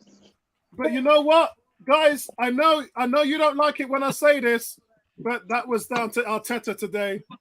That was that. He got his tactics bang on. No, fair play. And you know why I feel. You give him credit when he doesn't deserve it. You give him credit when he deserves it. So he deserves it today. You know why I feel so elated today? You know why I feel so good? It's because I like Kieran Tierney, and he really didn't deserve what happened to him today. It was unfair for him to be in that scenario, and it was unlucky as well. The first clearance he made deflected on a City player, and then when he tried to block the ball, he slips. Gary, I know you and Bertrand both talked about Gabriel should have closed it down, but it doesn't really matter. I thought it would have been unfair for him to be the reason why we lost today, and just absolute jubilation here. I'm so happy. Yeah. This is brilliant. I just think with the City goal, it's Partey's fault. Yeah, but not only that, Bertrand, I think this. No, what Man City does is this: when they turn you in midfield, they foul you and start over. The ref is not giving a second yellow card; he's allowing him to play. Partey should be fouling Silva. He shouldn't be able to turn him that deep in his own half. When we turn them, they foul us. Foul him and start the play over. Partey was on the yellow card though, Bertrand. Yeah, so he would have got sent off. He would have been sent off, and he would have missed the season. Yeah, Bertrand, I agree with you. I said in the stream that once he turns him, he's got to commit the foul, whether he's on the yellow card or not. But the only say, I say after that, when they break, when the ball gets played, Kieran Tierney is so close to Gabriel. Yeah, I don't think he needs to be that close. He can almost hold his hand, and I don't think he needs to be that close. A traditional left back would have been 5 or 10 yards further out, which allowed him to come and block that ball. Gary. Where's my left winger? And where's my 8? Where's my winger? No, Bertrand. No. Yeah, listen. I can't agree with both of you. I have to agree with Vincey. On this one. You can't give him a red card. He misses the Nottingham Forest game before the season even starts. It doesn't carry over, Apollo. They say it doesn't carry over. Oh, okay. Then foul him and get the red. I thought this game count because the goals in this game count towards the season. They say it didn't carry over. No, the commentator didn't carry over. That's what they said. Then he should have fouled him. Take him out. Yeah, he should be still rolling now. We can all agree then. He should have taken him out. Anyway, guys. Guess what, you guys? The Gunners won today. We actually beat City in 2015 3-0 in the same competition. And we went on there to have a really decent year. We still made the Champions League in that year. But this is the momentum that we need. You can see on the look on Guardiola's face that he wanted to win this so bad. But it wasn't meant to be for the treble winners. For Arsenal, try telling them that this game doesn't matter. They are absolutely loving this. I'm on adverts here from ITV, and it's pissing me off because I want to see all the players running around with the fans on the pitch. They've not beaten City in 3 years, and the psychological blow to City gets underway to start the season. It's a good momentum for Arsenal, and actually wrapping pre-season up as a whole, I didn't think it went as well as last season. But I would prefer to start the season by beating Man City going into the first game. Gary? Did I not see a stat the other day that said when we went unbeaten, we lost every single game in pre-season? Yeah. So I'm not too concerned about results, but for me, it's performance related, right? So has he got the preparation right? Has every player had the necessary minutes? Have some had too many minutes? Have some not had enough? That's all part and parcel of pre-season. Today, what I was most pleased about was there was a structure there. We played to a structured lineup, formation, and everybody knew what they was meant to be doing. And City didn't really create any chances other than the one time they got behind Ben White. The one time they got behind us, but we cleared it. And apart from that, Haaland didn't get a sniff for an hour, didn't trouble us. They didn't trouble us at all till literally the 77th minute when they scored. And if we go into the season with clear formation, clear tactics, when we play the likes of City and Liverpool and United, and we can come away with points, we're gonna go close. We're gonna go close. So that's what was most pleasing to me. I think this is what I was gonna ask you, Gary. It might not have looked 100% pretty today, but those who understand football and tactics and setup and everything saw enough that we can use this as a baseline, using something as a template that you can then start to work with, because that's what will make you improve throughout the season. Let go last year. We can't change a past. That's gone. All we can do is look to the future. And I think by looking at what I saw today, that they have a new template They have something to work with. If you continue to improve playing this way with these players, and the rotation was good as well. We saw players coming off, playing on. Gary, you mentioned, I hope we don't drop the level as soon as we make substitutions. Well, you know what? Eddie came in because Havertz had a really good first half. Yeah, had really those good. chances, but then he dropped off in the second half. Eddie came in, provided the spice. Players came in. I think if anything, Apollo, when Eddie come on, he actually made a massive difference because he was running the channels. Yes, he was hustling. Exactly. He was holding the ball up. He was running at people, turning and running at people, which is not Havertz's game. Yeah, he's a true number 9. Eddie's a true number 9. That. Yeah. Bertram. So the manager actually have some common sense, which he exercised today, which I'm pleased about. Because for the last number of years that he's been our manager, he's played City the same way every game, had the same outcome, and went and did the same thing again. Today he mixed up his coverage. He mixed up when he pressed or not. He played with a sense. Sorry, Bertram, can I cut you here because Declan Rice and Aaron Ramsdale's talking? So Ramsdale's just said he puts down a massive marker that we can beat them. Could you guys hear them? Yeah, I'll put it on my TV. All right, listen. To know that we can go and beat Man City in a big game when it matters. I'm not sure what it'll be like going through the season, but we now have that mental block, as you might say, gone, and we're ready now to push on all season long. I think Declan just in dealing with, we're talking a lot about the price tag, but just in dealing with that, obviously a win helps today, doesn't it? Yeah, definitely. Look, I feel like I've grown so much already in the first 3 weeks that I've been in. It's a lot of information to take in on what the manager wants. Declan Rice. I'm eager to learn, like I keep saying. I'm eager to keep improving. And I'm sure with this team we've got, the manager, the staff, everyone's so together. So we can achieve anything this year. Just need to stay focused, stay together. And is that Thomas Franks? Well done, guys. Thank you. Excellent. Good. Bertram, back over to you again. Yeah, no, I think we had a tough first 15 minutes. We came into the game. We were the better team at the end of the first half. Second half was interesting. And by the way, Gary, they had a second chance that Fulton almost scored between Ramsdale's legs. So they had that was after they scored, though. Yeah, it was after they scored. But I thought the manager made look. I think if we lost this game, Apollo, the question would have been asked why Trossard hasn't started, because Trossard has been our best player along with Timber in preseason. And the question is, why is he only getting 15, 20 minutes versus getting 40, 50 minutes, frankly? So that question, and he came on, he was involved in that goal. It was a ricochet. But I thought that, and we keep talking about it's preseason and it's new. Guys, I hate to say this, but Rice has been playing in the league for a while, so what's happened? Timber should be the one we're saying is preseason and it's new. Timber looks like he's been playing for Arsenal for 10 years. I said that the other day, Bertram. He looks like he's been here for years, doesn't he? He just settled in so well. So when we make excuses for Rice and make excuses for Havertz, and look, Havertz is a nice player, but he's not worth 65 mil. I'm sorry. Rice is a nice player. He's not worth 105 mil. They're just not. They're just not. We're gonna get better value for money, but it's beside the point. Season's gonna start. We already bought them. They have to do more. Havertz can't play the number 9 role and can't get behind the defense. He's slow, so he's only going to play in front of them.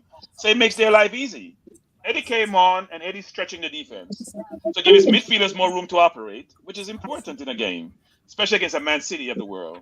That's why Jesus is important, and Jesus can create his own space with his shiftiness. So my hope is that we're going into the first game against Nottingham Forest. He seems to know his team he wants to pick. Team that starts today is the team he's going to start. I can't see anyone else starting. Cole Palmer got man of the match.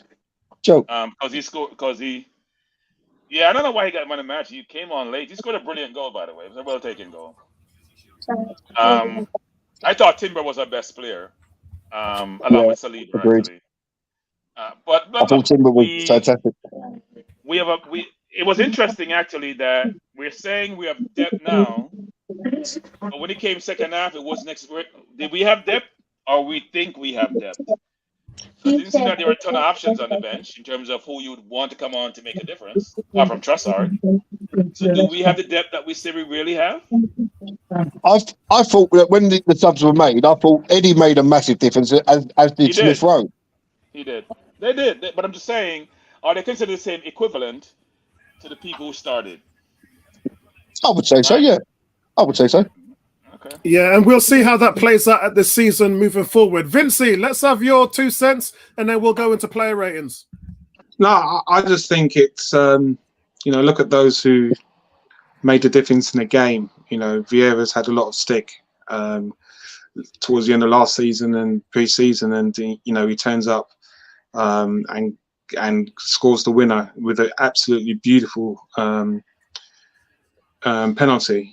Eddie came on, and as Gary and Bertram have said, stretched. You have to stretch the defence, and this is my concern about that position. You can't just play in front of the defenders and keep the ball moving. You've got to stretch them. You've got to have that ability and willingness, and this is where Havertz can play that role, but he's got to use his body. He's big enough. There's no excuse to not be able to stretch even this City defence, even though we're playing City. So, I'm just pleased that Arteta's gone in with a game plan. The game plan really was a good game plan for 90 minutes, kept us in the game, but also showed that we had quality opportunities to score. And this is something for us going into the new season to we can beat City. We have beaten City. We've matched them in a 90-minute game. Now we're just going to take our chances. Continue doing what we did last season. And the dreams that this club has can be a reality. Very soon, I'm sure of it. But we have to do the basics in each game. And today we did it. And that gave us a chance. Excellent, guys. So Arsenal, as we speak, guys, are going up to the stairs, collecting their medals. You guys are probably ahead of me in the video stream. So let me just I'll keep that up there for a second. So we're just looking at the players now. Gilberto Silva, an Arsenal invincible, is handing out the medals. Josh Kroenke is up there, as well as the chairman as well. And you can see that the medals are going on the players next. What a time for Declan Rice. In the last 2 months, he's won a European trophy and beaten City in the Community Shield. For a player, I think we're going to do the League Cup. What's that? I think we're going to do the League Cup. I mean, Arteta's finally won an Emirates Cup. He's won a Community Shield against City. He's won an FA Cup. The trophy in his hands. What's next? League Cup? And look, League guys, Cup, League. Some of you don't count Community Shield as a trophy, but it does go on your official banner for honours, which I keep telling you guys all the time. It is a part of your history as a banner on a team's official honours list. But guys, I don't care about that. For me, it's the mental side of it, because we just can't beat this team. So it's the mental side of it. It was the performance, and it's bragging rights. Yeah. If you're a Man City fan and if you're Pep Guardiola, you're not feeling too good about what happened today, because you wanted to look. Martin Odegaard's lifted it, and now everyone's going crazy. The fans are going nuts, and I love to see something like this. I absolutely love it. Let's look at the key numbers for today. Declan Rice loving it.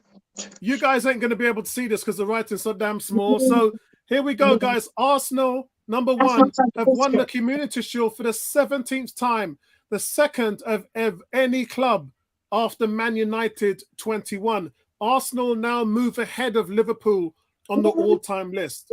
Number 2, Man City are the second team to lose the Community Shield in 3 consecutive years. Man United lost 4 in a row between 1998 and 2001. Kevin De Bruyne has assisted in 29 goals in all competitions at the start of last season. The next player to that is just 15, which is Mo Salah. And then age 21 and 92 days, Cole Palmer became the youngest player to score in the Community Shield since Cesc Fabregas in 2005, when Cesc was 18 years and 95 days. We move on now to Trossard. Trossard scored Arsenal's equaliser in the 111th minute. And he's been directly involved in 12 goals from the Gunners from Brighton, the most any other players had within that time is Saka with 13. So, guys, Trossard, one of the most productive players in the team outside of Saka. You have to start this guy. You have to start it. The last one, guys, is Erling Haaland has failed to score in his last 6 competitive appearances for City, having previously never gone more than 3 games without scoring. He failed to attempt a shot for the second time since last year, so he didn't even have a single shot on target.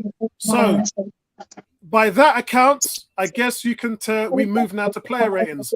So I guess you can tell what rating Saliba's going to get. So let me check on Gary. Gary, are you there?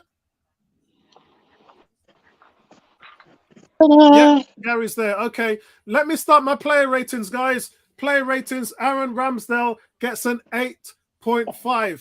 I made a statement 20 minutes ago. I'm not sure if you guys remember what I said, so I'm going to repeat it. I said if Arsenal...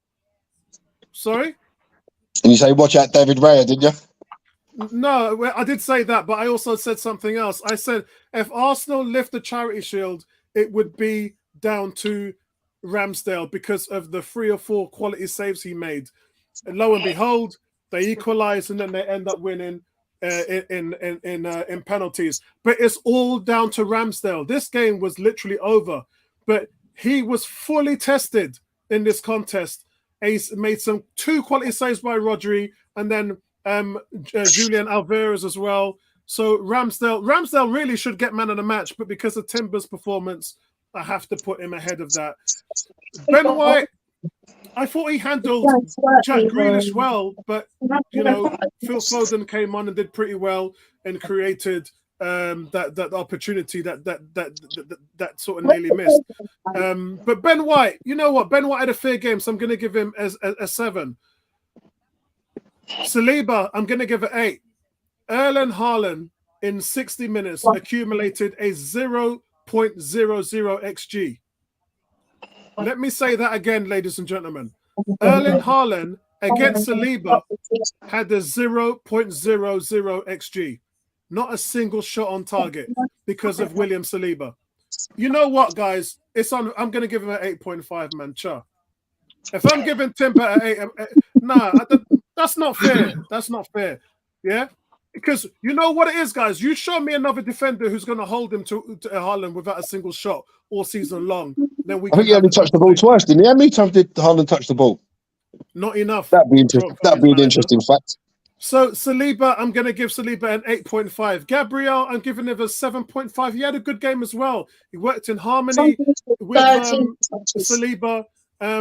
He stepped out on the back line, which caused a few offsides as well. And it just was a solid game by Gabriel today. Timber's my man of the match. It was a difficult assignment for him because he had to flow with the ebb and flow of the game. He had to switch limited inverted roles, more of a traditional left-back role. He was quick to settle in.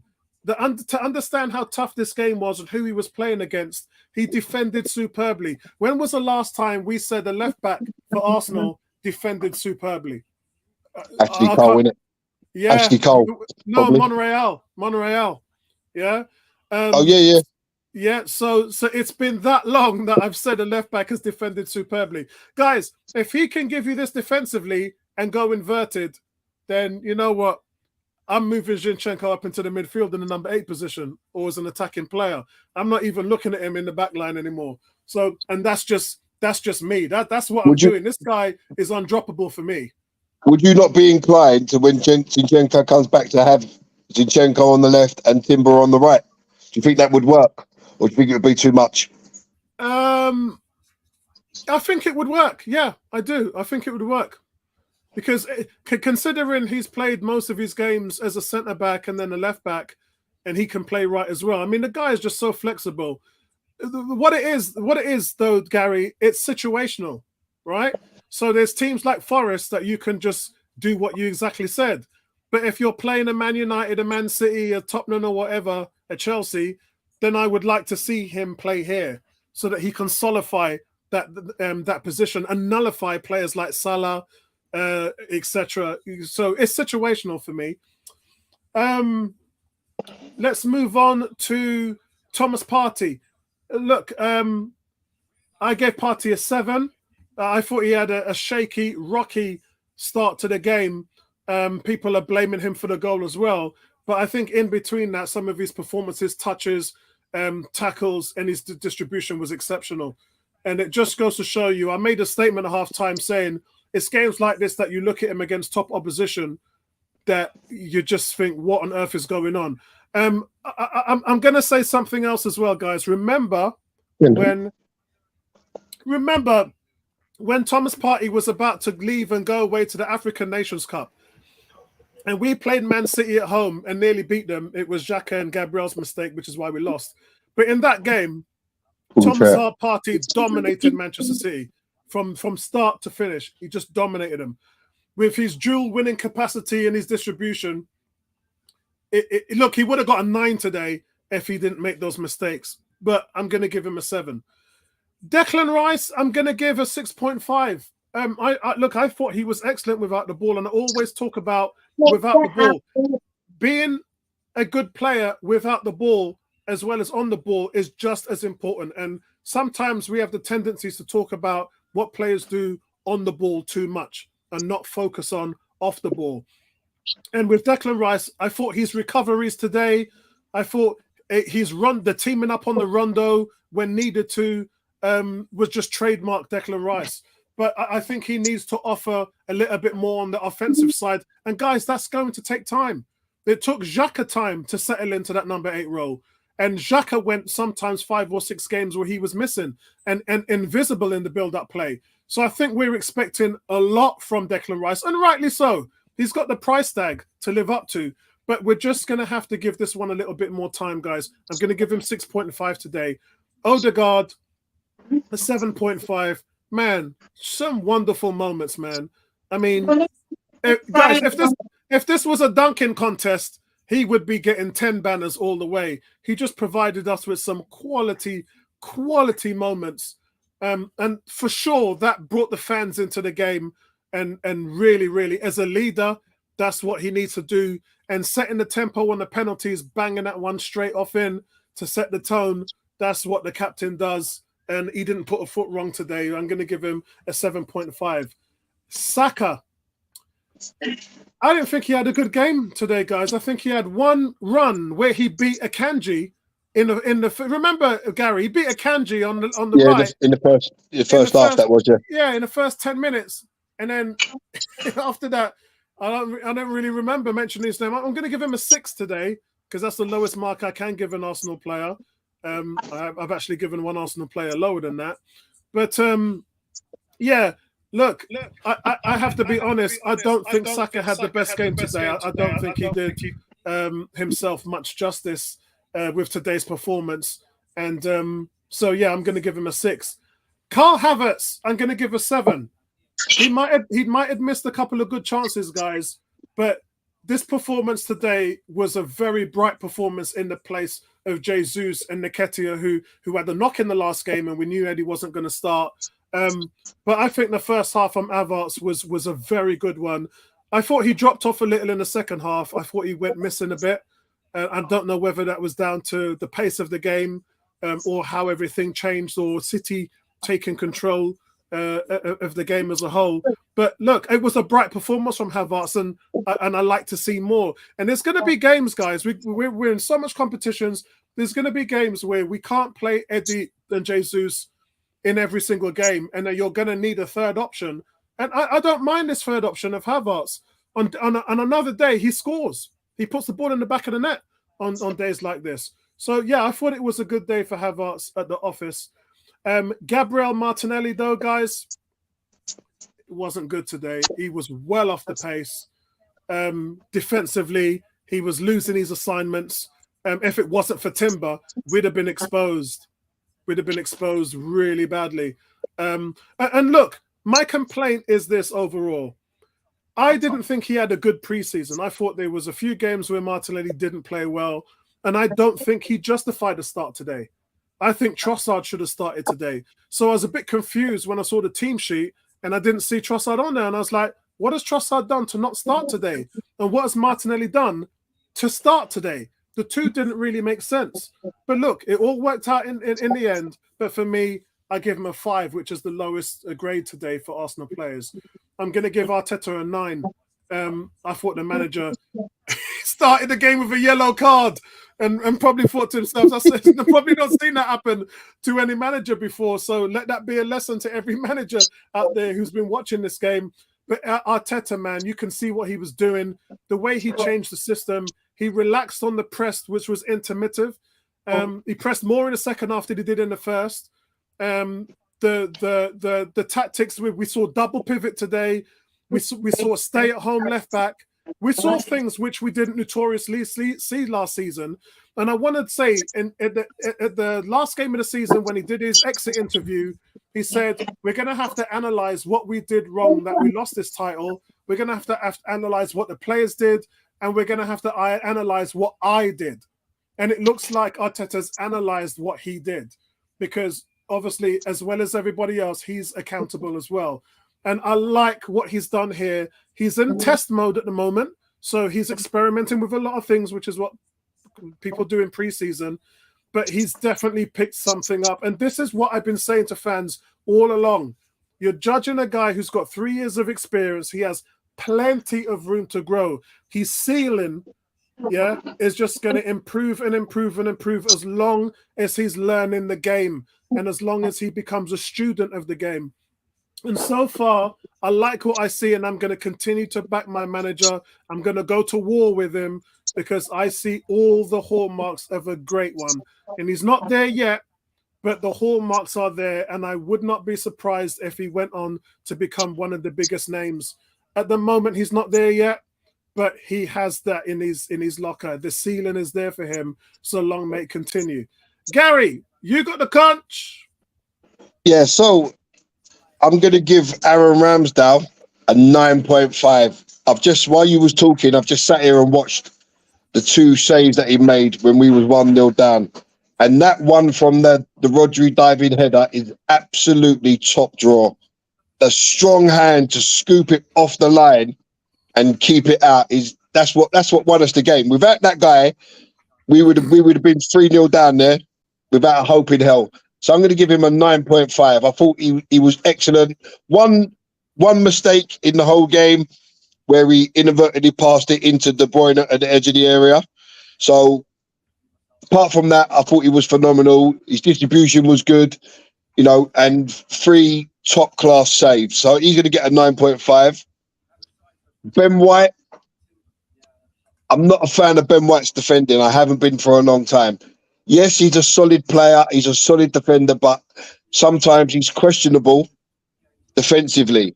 And I thought going forward, he had a couple of opportunities to put in that cross, and he's hit the first man. So I'm going to give Ben White a 6.5. Saliba, just masterful, wasn't beaten easily. Well, in fact, wasn't beaten at all that I saw. Had Haaland in his pocket for an hour. Haaland didn't get a sniff. So Saliba gets an 8.5. Gabriel, exactly the same. He's a leader. He's powerful. He controls that defence. He battles for everything. So Gabriel, another 8.5. Jurriën Timber. If it wasn't for Ramsdale, he would have got my man of the match. Like Bertram alluded to earlier on, the guy looks like he's been playing for Arsenal for years. He didn't put a foot wrong. He got forward. He defended. He inverted. He was natural. Left back. What a performance for a first major test in an Arsenal shirt. So he gets a 9. Thomas Partey had a little shaky start, but grew into the game after the first 15 minutes. Played a couple of lovely little balls over the top for Saka. So Partey's going to get an 8. Declan Rice. There was a comment made in the chat. I think it was by 18 or Greg that called him Shaka. And just as they said that, he went into overdrive to make a recovery run. And I said in the stream, I said if Shaka had a motorbike, he still wouldn't have made that. So Declan Rice. So we missed Shaka's block that he saved the goal last season when he ran all the way back and blocked the person. What game was that when he blocked? I don't know. Yeah, I know But it was talk about that towards all the the end, time. wasn't Like, it? that's the only play he's made, though. No. That's the one we all can remember because he saved the goal. Yeah, Yeah, right. but that was great. But so Declan Rice, I'm going to give him a 7.5. Odegaard, he just leads by example, doesn't he? Everything he does is absolutely fantastic. He was involved in the game today, had a couple of fantastic turns. I think the player Kovacic is still looking for him. I still don't think he knows. I don't think he knows where he is. Kovacic must have had a headache. That's why they took him off, because Odegaard turned him inside out, upside down. So he's going to get an 8. Saka, disappointed with Saka because he got in a couple of opportunities where he went past the Kanji and hasn't really delivered. And then he kind of drops out the game. Looked like he picked up a little injury, but played the full 104 minutes. But I'm going to give him a 5. Wasn't impressed with Saka today. Havertz, I was impressed by Havertz today. You know, I think the second opportunity that he had, he should have buried. The first one, he was off balance, got a toe to it, but just couldn't direct it past the keeper's foot. But the second one, you'd want any striker in world football to be 8 yards out, coming onto a ball, and to hit it cleanly into the roof of the net. So I'm going to give Havertz a 7.5. If he performs like that for the season, I'll be a happy man. Yeah. Martinelli, like you, Apollo, I was very disappointed with Martinelli today. He didn't really do one thing or another. He wasn't really involved in the game. And then he kind of had a catastrophic moment where he kind of was running towards his own goal and was so lackadaisical, he gave the ball away and City broke into that area. So I'm going to give Martinelli a 4 today. I really wasn't impressed with him.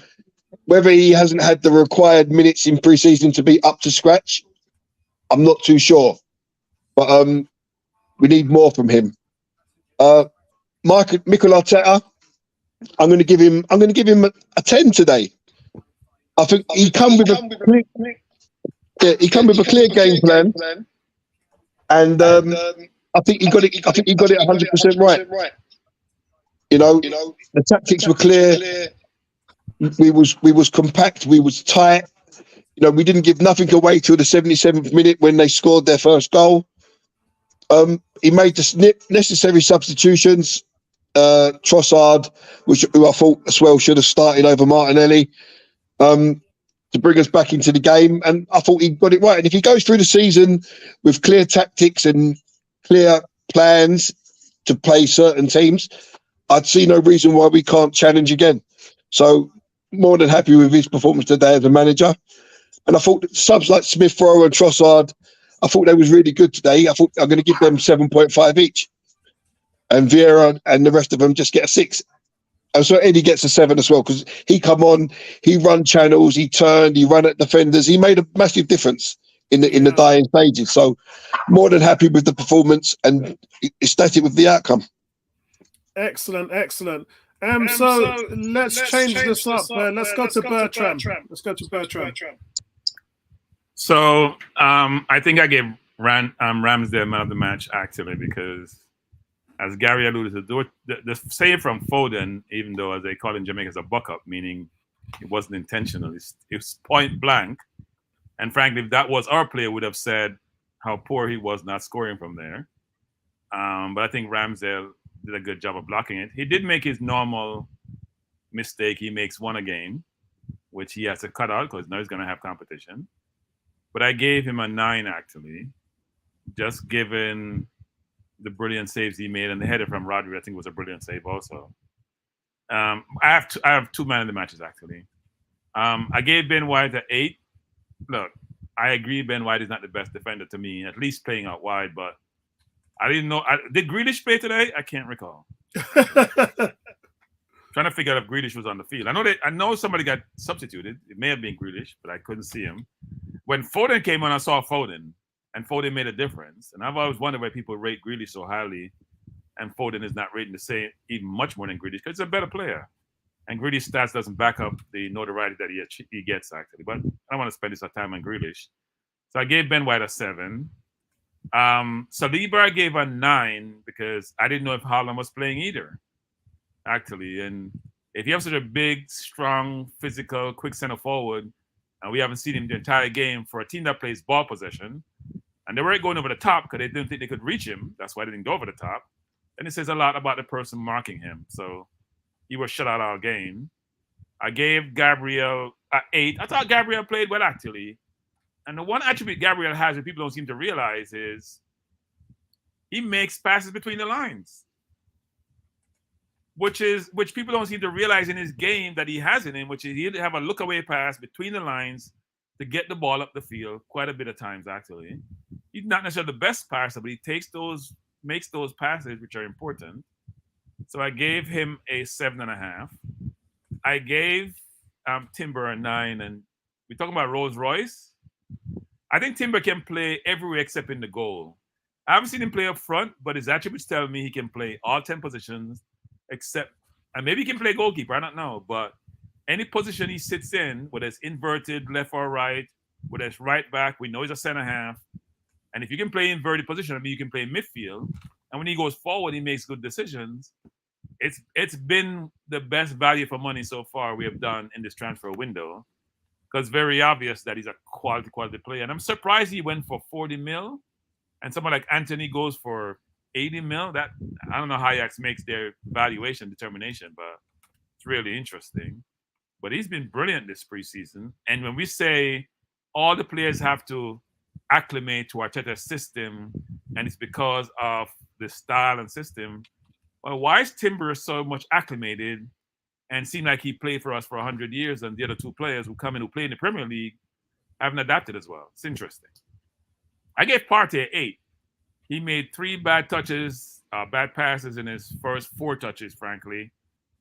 But Partey looks forward, and as a CDM, that's important. A lot of CDM just plays side to side, go back to the keeper, go back to their center halves. He's looking for the dangerous pass first. And sometimes when you get dispossessed, because he's looking to make the final pass first. So then you got to be thinking, you know what? He's being defended. That's more apt to make mistakes when you do that. He's looking for the final pass first. Then he may go wide to Saka, go wide to Martinelli, or go wide to his right or left back. So I gave him an 8 because I thought he played very, very well. Yes, he got turned, and he should have fouled Foden. But I thought he had a very, very good game. And look, he looked good against Man City. I'm going to come to some players who don't look good against Man City ever. He looks good against the best competition, which is important for you when you're fighting for a title. Your best players have to look good against the best competition. I gave Rice a 5. Now I'm going to get beaten for this. But my number 8 position in today's football can't just be a defender. You got to look forward, play the ball forward, play the ball between the lines. Now, Havertz is not the center forward going to get behind defense, and that affects his game. But I thought Rice was okay, and I've been saying that he's Elneny 2.0. I'm not changing my stance until I see a better performances from him. He's not dominating any game. You're a £100 million player. You should be dominating. That's why you get 100. When I buy you for £100 million, you should be a differentiator. I should be watching the game saying, like I do with Timber, wow, he's really good. I'm not saying that for Rice since we bought him in any game so far. And I've said from the beginning that 165 million for Emma Havertz was overspending. But anyway, I gave him a 5. I gave Odegaard an 8. And Odegaard has the ability to split defenses with these fabulous passes that bamboos defenses, or dip his shoulder and send someone off the field while he's going the opposite direction, which is what happened to Partey, but obviously they got a goal out of theirs. But I think Odegaard is a brilliant player. And I thought today he had some challenging times during the game. I thought he played really, really well, though. I gave Martinelli a 5. I don't know what's happening to Martinelli since preseason. He hasn't had the best preseason. But I think in the UK, we give Saka the hometown benefit of a score. He starts with a 2. So I thought Saka was poor today. I gave him a 5 too. And by the way, he didn't beat Akanji. He beat him, and Akanji hit the ball off him and it goes out of bounds. He got by him initially. He didn't do anything with the play because Akanji recovered and knocked the ball off him. And when he plays City, they have them in their pocket. Whether it's Ake, Akanji, whoever plays for City, Saka does absolutely nothing that's memorable in any game of against City, and he's rated as a £100 million player. My £100 million player that I acquire, or who is valued that way, has to be differentiating against the best team. He's not differentiating against City at all. And I gave Harris a 6. Look, he's a nice player. He's a good player. and he hold the ball up well. But my center forward has to be able to get by defenders, beat them, run by them, stretch them, let them fear me. He didn't create any fear in City. He got 2 chances, and forward missed chances, but I thought he was okay. And with my manager, I gave him an 8, so he gets 2 demerits for not starting Trossard and keep sticking with Havertz since the start of the season. I know he wants to fit him and justify 65 mil. I'm not seeing it. In preseason, Trossard was our best player, scoring from outside the box. Was a differentiator today because he faked the defender, got rid of him, and took the shot. Yeah, he ricocheted, but at least he's creating something, and he's been creating since midseason. So what does Trossard have to do to start over Havertz, for example, who's been nice and look okay, but he's not been playing like a $65 million pound player, and he's done nothing to warrant starting over Trossard. Absolutely nothing. So I can't give him a 10. What I liked today was a different Arteta, which is, well, he got a yellow card to calm his other butt down because he likes to make a lot of noise on the sideline. But what was important was he used some common sense. City is press resistant, so I can't just keep pressing them. And they have a big center forward up top who, when you press them real high, there's space between my midfielders and my center half. If I go gung-ho, then they're isolated. He collapsed the field more today, so he shortened the field. They didn't have the room behind. They didn't have the room between the lines to pass the ball behind us. They played a lot behind our forward line versus in front of our forward line and our midfielder. So it was good the way he set the team up today. And they pressed sometimes, but he realized that, you know what, we have pressed them every game since he's joined us, except for the game where we beat them in the FA Cup. And they've been press resistant to us. And they've had a strategy to beat us. So pleased with the way we played. The outcome was the most important thing. It was how we played them and how we match up with them. I was concerned in the first 15 minutes, but subsequent to that, we played really well. And actually was the better team for good stretches of the game, even though they dominated possession. So good outcome, good game today. But my last point is my £165 million, they need to show up and show out. They're just showing up, they're not showing out. You know, if Timber is 40 mil and he's showing up and showing out, those 2 players need to show up and show out, especially since they played in the Premier League for more than 1 year. So that's my view. Okay, thanks for that, Bertram. Vincey, actually, Ebony has joined us late, so let's go with Ebony. Ebony, you're on mute at the moment. I'm not sure how much of the game that you saw, but... Come back to me. All right, I'll come back to you in a second. Vincey, you're up, bro. Vincey had the privilege of watching most of the game in the car for the first half and had to come home and watch the rest of it. So I don't think he would have been a little bit happy because I think in all accounts, Vincey wanted to concentrate on the game a little bit more. We've heard from Gary, we've heard from myself, we've heard from Bertram. We've all put subjective views up. What's your views on the games and the player ratings? Do you see things differently? I'm more aligning to what Gary and Bertram have in their ratings of Ramsdale and Saliba and Gabriel, because to keep the caliber of City at bay, we have to have a good performance. And as you say, you didn't hear Haaland, so that shows you that Saliba coming back from injury, he's managing a world-class striker. So he's putting a shift. Gabriel as well. They both in tandem worked really great together, and Ramsdale did some. Those 2 saves were outstanding, and again the one with Foden kept us in the game. But what I just want to say is sometimes we rating players like Martinelli and Foden and saying, okay, we didn't see them. But at the start of the game, players are a lot fresher than at the end of the game.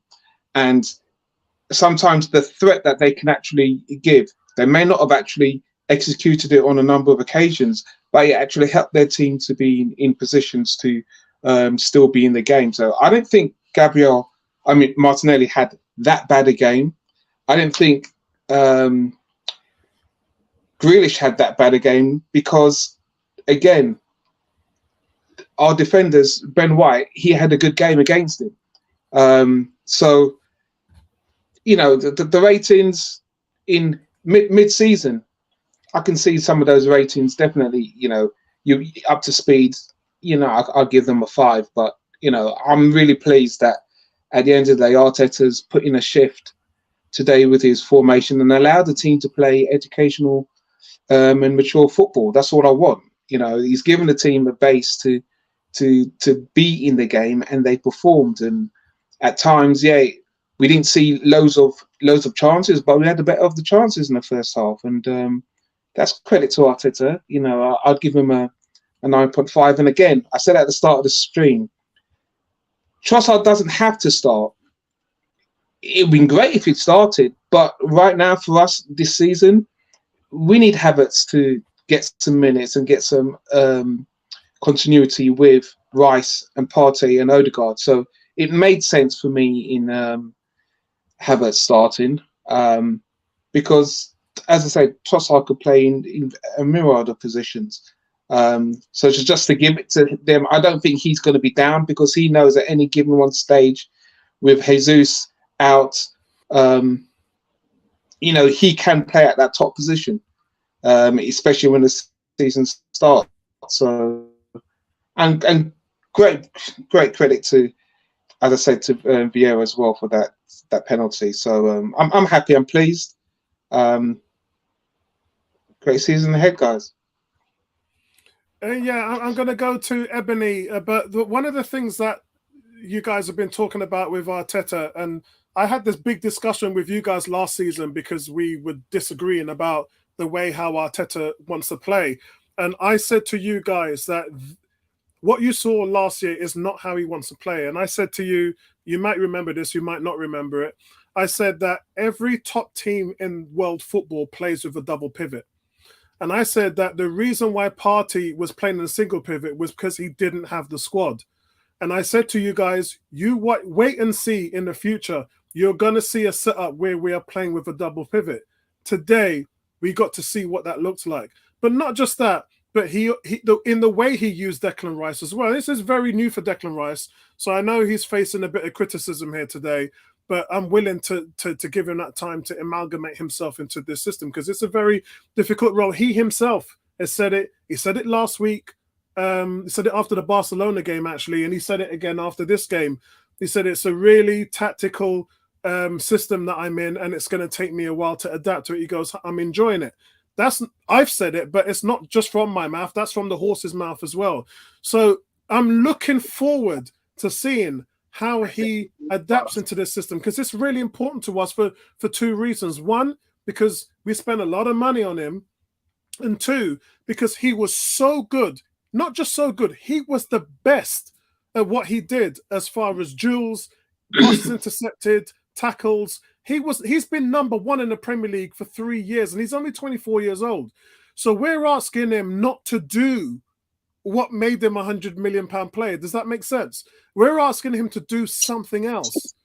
And so he's going to have to translate that into his game as a number 8. But as a number 6, when I saw him standing next to Partey when we were defending, I thought he looked good. But when he went forward on the offensive side, if you told me he was a number 8, I wouldn't even believe you. I was like, no, what are you talking about? He's a number 5 out there. So there's a lot to come from him, a lot to come from Havertz, but Timber, man, just looks like money.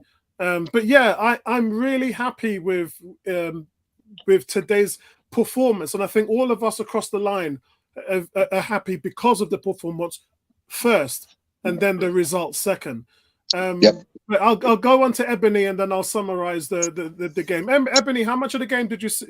I didn't see a great deal. I've just seen some of the highlights. I think considering that this is Man City and they are the strongest team in the world right now, in every single department, I think we can match them. I mean, I'm hearing that, Rice wasn't all that. I'm hearing that Saka wasn't all that. I just think that just give it time. I know we're an impatient bunch of fans as Arsenal fans, but give it time, okay? Let Arteta do what he's doing to implement what he wants, and it will come good. I'm hearing Timber was, a defender that we needed for a very long time. Who else? I mean, looking at the scores that you've given, Martinelli wasn't impressive. Saka wasn't that impressive, but just give it time. Give it time. Yeah. I mean, I have faith, and I knew that, we were going to do something today. When I saw that the score was 1-0 at 81 minutes, I thought, well, it would be of no surprise had we lost, but we came back because that's what we do. We come back. And then, we beat them on penalties. And yes, penalties are a one-off thing, but at the same time, we can match them. And I think that we've done that today. So the most important thing, guys, Wednesday's going to be our podcast for our seasonal predictions and our predicted first 10 games. So join us on Wednesday at 9 o'clock while we do that. And for the members that can't make it, they'll be able to send me the predictions, and I'll have them all on the Excel sheet for us to look at.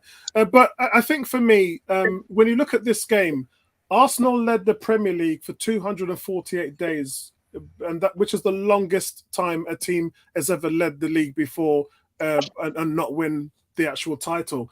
And when you look at Mikel Arteta, when he was talking today, he said that the end of last season hurt them, and they're clearly desperate to get one over City in many ways possible. And you could imagine them in the changing rooms now, and the banter and the celebrations and everything, and Mikel Arteta actually saying to them, guys, look, guys, I told you, if you follow the system and follow what I tell you to do, you've got the magic that will make them work. You can do this, because he can only give them instructions. They have to go on a pitch and make it work. It doesn't work either way. Yeah, it's not just the players, it's not just the manager, it's the symbiosis of both that comes apart. And today's message from Mikel would be exactly that. It would be, look, guys, you can do this. Aaron Ramsdale talked about it at the end of the game. He said that we've got that monkey off our back. He mentioned it as a mental side of the game that they couldn't get over. So it's going to be huge. They showed impressive spirit. They never got down. There wasn't the mistakes that you saw that would lead us to go 2-3-0 down. It was just a team performance today. And they stuck with it. And that's going to be important for them. I think the question that I want to pose to all the panel, let me get the player ratings off. I think the question that I want to pose to everybody, I better put it up here. I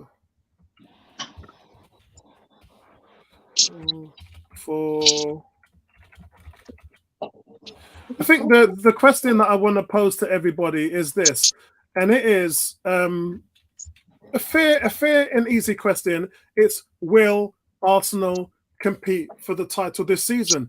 Now, I've heard some people saying that we're not even going to get in the top 4 because obviously we've seen what happens with second place syndrome. What that means, guys, if you're not aware, is we saw Man United finish second and they didn't even get the top 4. After that, we saw Liverpool run closely the season before and they finished outside the top 4. Going up against Man City, guys, is the hardest thing to do. And I don't want to discount that. I don't want you guys to make it think it's easy for Arteta and his boys to win a title, because it's not. But when you lose the title to Man City, that is a mental scar which other teams have shown that they can't get over. And they've fallen by the wayside. My biggest fear this season is can we maintain that tempo to continue to fight them, because other teams in the past have just not been able to do that. So my question to you guys is, do you think Arsenal will compete for the title this summer? Let me start with Gary.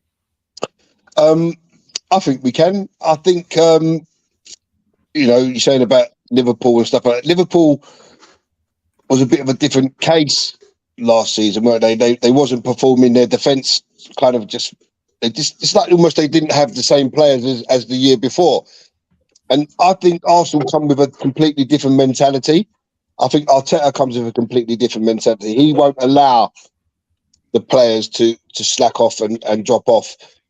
And not only that, I also think that with the players that the major players that we've signed, Timber looks, just effortlessly settled in. He's going to bring new dimensions on the left, on the right, at centre back. Declan Rice, once he grows into the Arsenal way, I think he'll be immense. And there'll be times in the season where we're going to need him to be the player he was at West Ham. And that will just come like second nature to him, just to sit there, break up stuff. So I think we're much better prepared than we was last season with the 3 acquisitions. And there's still maybe 1 or 2 more to come in. Raya, will add competition to Ramsdale, which pushes both of them, which is maybe what Ramsdale didn't have last season. He was also going through a personal trauma that obviously no one knew about, but he since said, this is what happened. So maybe that explains why he made a few errors, not making excuses, but maybe Arteta should have taken him out of the team to let him deal with what was going on in his personal life. But he obviously didn't have faith in Matt Turner. So maybe that's another reason why he's going for Raya. So he knows that we've got 2 keepers that can come in and play week in, week out, and there's going to be no drop-off. So I see no reason why we can't compete with City. If Arteta's going to come as well with brand new tactics, better management, better rotation, keep the players fresh, we go close. Yeah, Vincey? I think it's a tough one. I think it's a tough one because it's not just about the It's not just about acquisitions that we've got. I think where we lost it last season is players' focus, management, and game management, and taking chances. We're gonna be facing teams who we expect to beat us. No, we expect to beat them, and they're gonna play us hard. And it's in those games where Arsenal have to step up and not allow ourselves to be bullied. I'm not looking at any one of these games as a given, but based on what I saw today, if the manager, the player.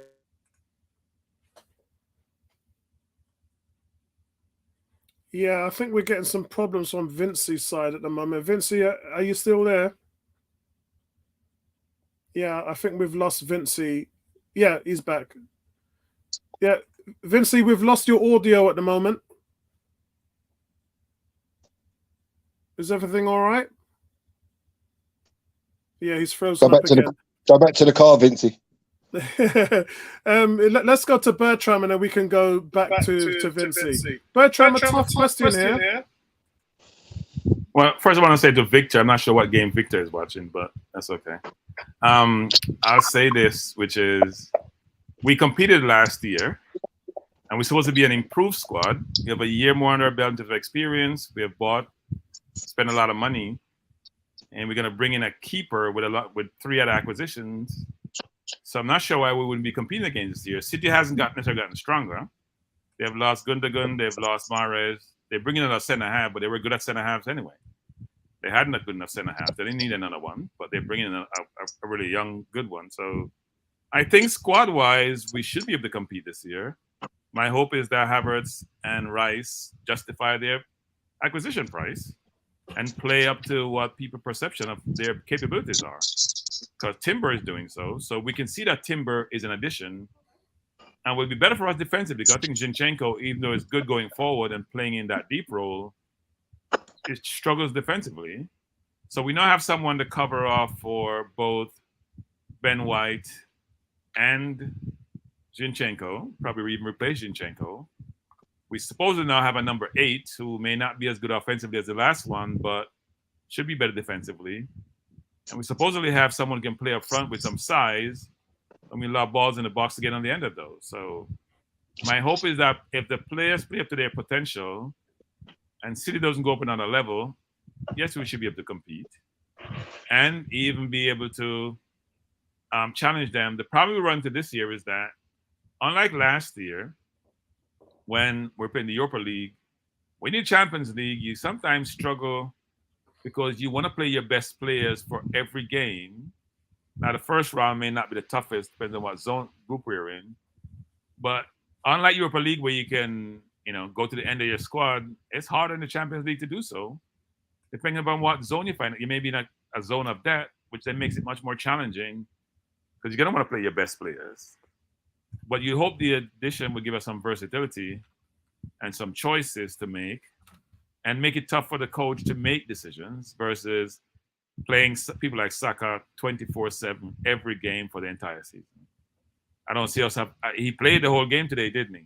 Which is another question, which is when are you gonna? Well, Nelson is also injured, even though Nelson probably more play on the left, but Nelson's always injured. So the question is going to be: do we have good replacement at every position? We're doing the back is very because Timber can play center half, right? Kiwior is a center half, so we're supposed to have cover there. Tomiyasu.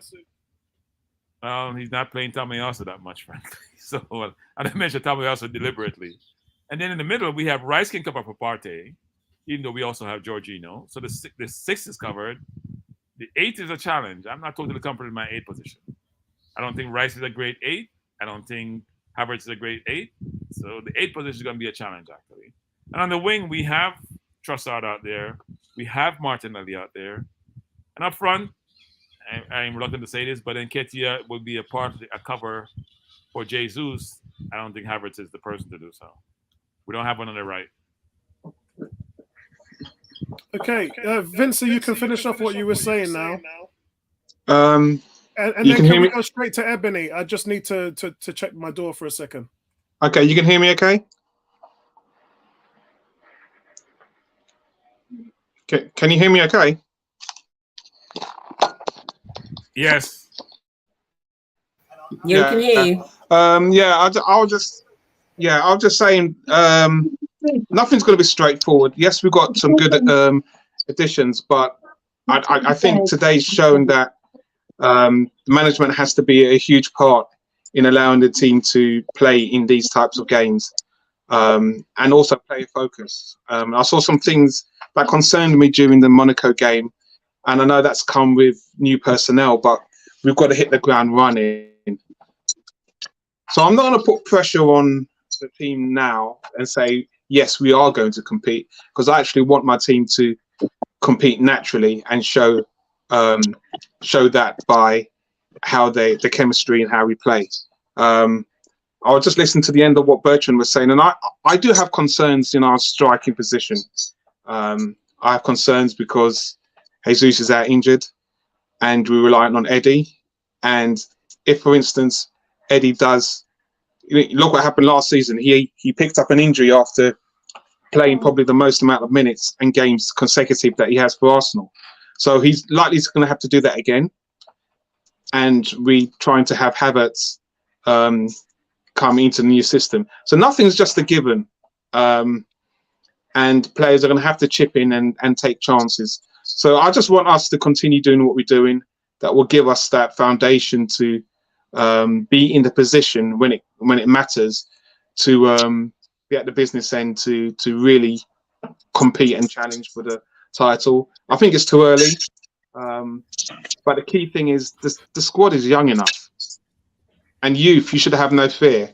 So the lads who have learned from last season's the past 2 seasons' failures in areas should really be up for it, and those heads should be the biggest voices in the changing room if we are in that position to challenge.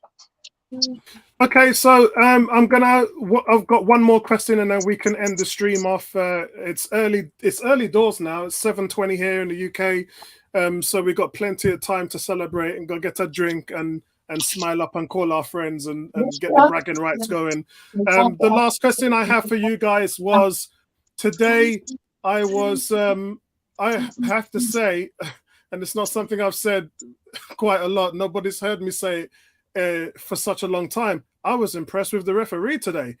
And if some of these changes outside of Rodri, I think he gave Rodri a little bit of a loose piece of rope. But outside of that, I think that the referee clamped down on a lot. And if they carry on like this, I think for the FA, they need to send this video or tell all the referees this is what we want, because I think he stamped his authority down today. There was not one player on that pitch that felt that they could take the mickey out of that referee or take an advantage out of him. It was good to see him clamping down on the play acting, the petulance, and the time wasting. So it's about time. Let's hope that all the referees are consistent with these new rulings. Let's go to Gary first on this one. Yeah, I think it's become too much in the game. Players getting away with murder. You know, obviously he let a couple of things go, like with Rodri, and you think to yourself, hold on, you know, there was one blatant one where he's grabbed Thomas Partey around the neck and yanked him back. That's a blatant yellow card. So there's still room there for improvement, you know. As for the kicking the ball away, I think there's kicking the ball away and there's kicking the ball away. Now, if you kick it sort of 5 yards, as opposed to kicking it 25 yards, what's the difference there? You know, that's could get a lot of players into trouble. And as for the managers, I think it's kind of about time, really. They kind of overstep the boundaries too often. You know, especially Arteta, he's really bad. So maybe it's a good thing with the changes that they've brought in. But so long as it's consistent and every referee's doing the same, I don't have a problem with it at all. And the players are just going to have to learn, you know, that they can't surround the referee, because, you know, I watch a lot of rugby union, and I think the game is so great the way they respect the referee and they don't even question him. And I think football could take a lot from that. And I think it's about time that changed, and hopefully going forward, that's what's going to happen.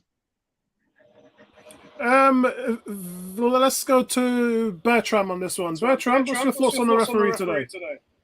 I think the referees in the Premier League have to be sensitive and realize that City has a deliberate style. When they get beat in midfield, they hold you and trip you and stop the play. I think that's a communication from Guardiola to his team, and they're smart about doing so. It's not as blatant as some people would do, but they get away with it, so they stop you from progressing. They're slowing down the play, and they should get more yellow cards for that. And Rodri should have gotten 1 or 2 today, and Silva in one instance. But I thought that the objective is to cut down on what the manager exhibited on the sideline, the players surrounding the referee, the time wasting. There are a number of things they're trying to cut out or effectively manage, and it's going to work until some team get 2 yellow cards for dissent, and then we'll see what the reaction is. It's all good we're saying get yellow card, but I got a yellow card for just touching the ball from the spot where it was, because the 2 kickaways today by Partey and the way by Alvarez weren't big where they just kicked the ball away. You know, they just barely touch it from the spot, and they got yellows. So imagine you do that in the first 5 minutes, and then you get one with a bad tackle, you're gone. And the only thing I didn't like, Bertram, was the only one I didn't like was Gabriel was in the goal net, and he has to run through the goalkeeper and the ball to get back to his half, and then the referee booked him. No. I'm Paulo, I'm not buying that. He did. Gabriel did it on purpose. Yes, he did do it on purpose. You can't read his mind. I would agree with that, but you know, as a player, that you're trying to slow the play down, Apollo. You're shaking your head, but Apollo, think about it. You want to make sure the keeper don't kick the ball down the field, because you're a defender. You're the center half, and you way up the field, so you don't want the ball to be going up against your team. So he ran in the path. But I've never seen a yellow card for that in my life, even in But you never seen a yellow card for just touching the ball from the spot. When you kick it away blatantly, that's a yellow card normally. Yeah. Now they're saying you move from the spot, that's a yellow card. Leave the ball alone. And Arteta getting a yellow card today, that's not normal in the first 10 minutes. You normally get a warning as a coach or a manager. Behave yourself. The fourth official complained to the referee. That wasn't done today. There's zero tolerance. And even though it's Apollo, they're bringing in NBA rules. We talk about rugby, it's NBA rules, which is no dissent by the players. The authority rules, the dictatorship. This is not a democratic environment you're operating in. It's the officials rule the game, adhere to the rules and their directions. Otherwise, you're going to be penalized. So look, they're going to be red cards given out this season for 2 yellows, where there'll be a lot of complaints subsequently. But they've been informed about the rules. And it's hard to change your normal behavior, right? Yeah. I normally slow the game down. I kick the ball away. I stand up with the ball. Now someone's going to pay before everyone conforms. So, Ebony, before halftime, I said to the guys here on the stream, Arteta's going to have to get his guys in half time and tell him, by the way, guys, you know those new refereeing drills that we were talking about in the new rules? You need to take them seriously now, because this game was a clear indication that dissent is no longer tolerated. And quite rightly so. Time wasting. So. Yeah, I mean, there needs to be some consistency with refereeing for too many years, particularly in the Premiership. And this is why in 2018 there were no Premiership referees. Arteta, sorry, Ebony. Arteta's on Sky Sports actually talking. Can someone turn up the volume? We can hear it because I've got mine on. Can you hear him? No? Not really, no. Can you hear me? Yeah, we can hear you, Tom. So yeah, guys, I just thought I'd touch base because I just suddenly realised that you guys were on a stream. I've actually just finished. I've just come out of the stadium, and I've just got to a quiet area. And I thought I'd give you guys a quick shout. So yeah, it's been quite an entertaining day for me because I wasn't expecting to go to the game. I did a boxing tournament this morning. I got the call midway through the tournament to say, do you want to come and sit in Club Wembley? So I've literally just come out of the game. I've still got my boxing stuff on. But what a game. What a game. And already we're on the trophy hunt already. Yeah. It was a good tactical game, Tony. I think that's what we wanted to see. Bertram, are you happy? I have given the manager credit, Tony. I've given the manager credit for not being one-dimensional. Yeah. That's all I need to hear. That's all I need to hear. Listen, guys, I'm going to run out of battery, so I'm going to make this short and sweet, get my way home. But yeah, I'm very pleased with what the manager did today. The questions are still out there about Kai Havertz. I'm still worried about him and where he's going to play. Don't think he's enough up front. Still think we probably need to go out and get a more dynamic striker. Jurrien Timber is a beast. Jurrien Timber is a beast. And yeah, other than that, great game. Pleased to see everybody get a run out. And, you know, may we go on and win more trophies this season. Excellent. Thanks a lot for that, Tony, and we'll catch up with you later. Thanks, bro. Okay, guys. So where was I, guys? Was I with Ebony? I think. Yeah. No, I was with Ebony, but let's finish with Bertrand because he was telling us what Arteta was saying. What did Arteta say, Bertrand? I wasn't listening. I was listening to you. All right. Okay. Yeah. Did anybody catch anything what Arteta was saying? Nah, I ain't got Sky Sports. Okay. Let's finish off with Ebony. Oh, Ebony's just walked off to get a drink. Yeah, sorry, Vincey, did you finish what you were saying as well? No, I mean, basically, I'm just going to keep it short. I just want to see consistency, and I think it's a difficult thing for the FA to be consistent. They always start things off quite harsh at the start of the season with objectives, and yes, some of these things they need to be done, but you know, you can't, as a ref, be given the yellow cards you're giving, and you don't give yellow cards to City players, as Bertram alluded to in those situations. So, you know, the first game out, they've dropped the ball, but unfortunately, we're the ones who were a victim of it. But you know, we were able to get the victory at the end of the day. It's needed, but you know, it's whether this referee's not going to referee every game. So there's going to be other referees that are going to drop the ball, and this is the problem that the FA have: continuity and quality in implementing their objectives.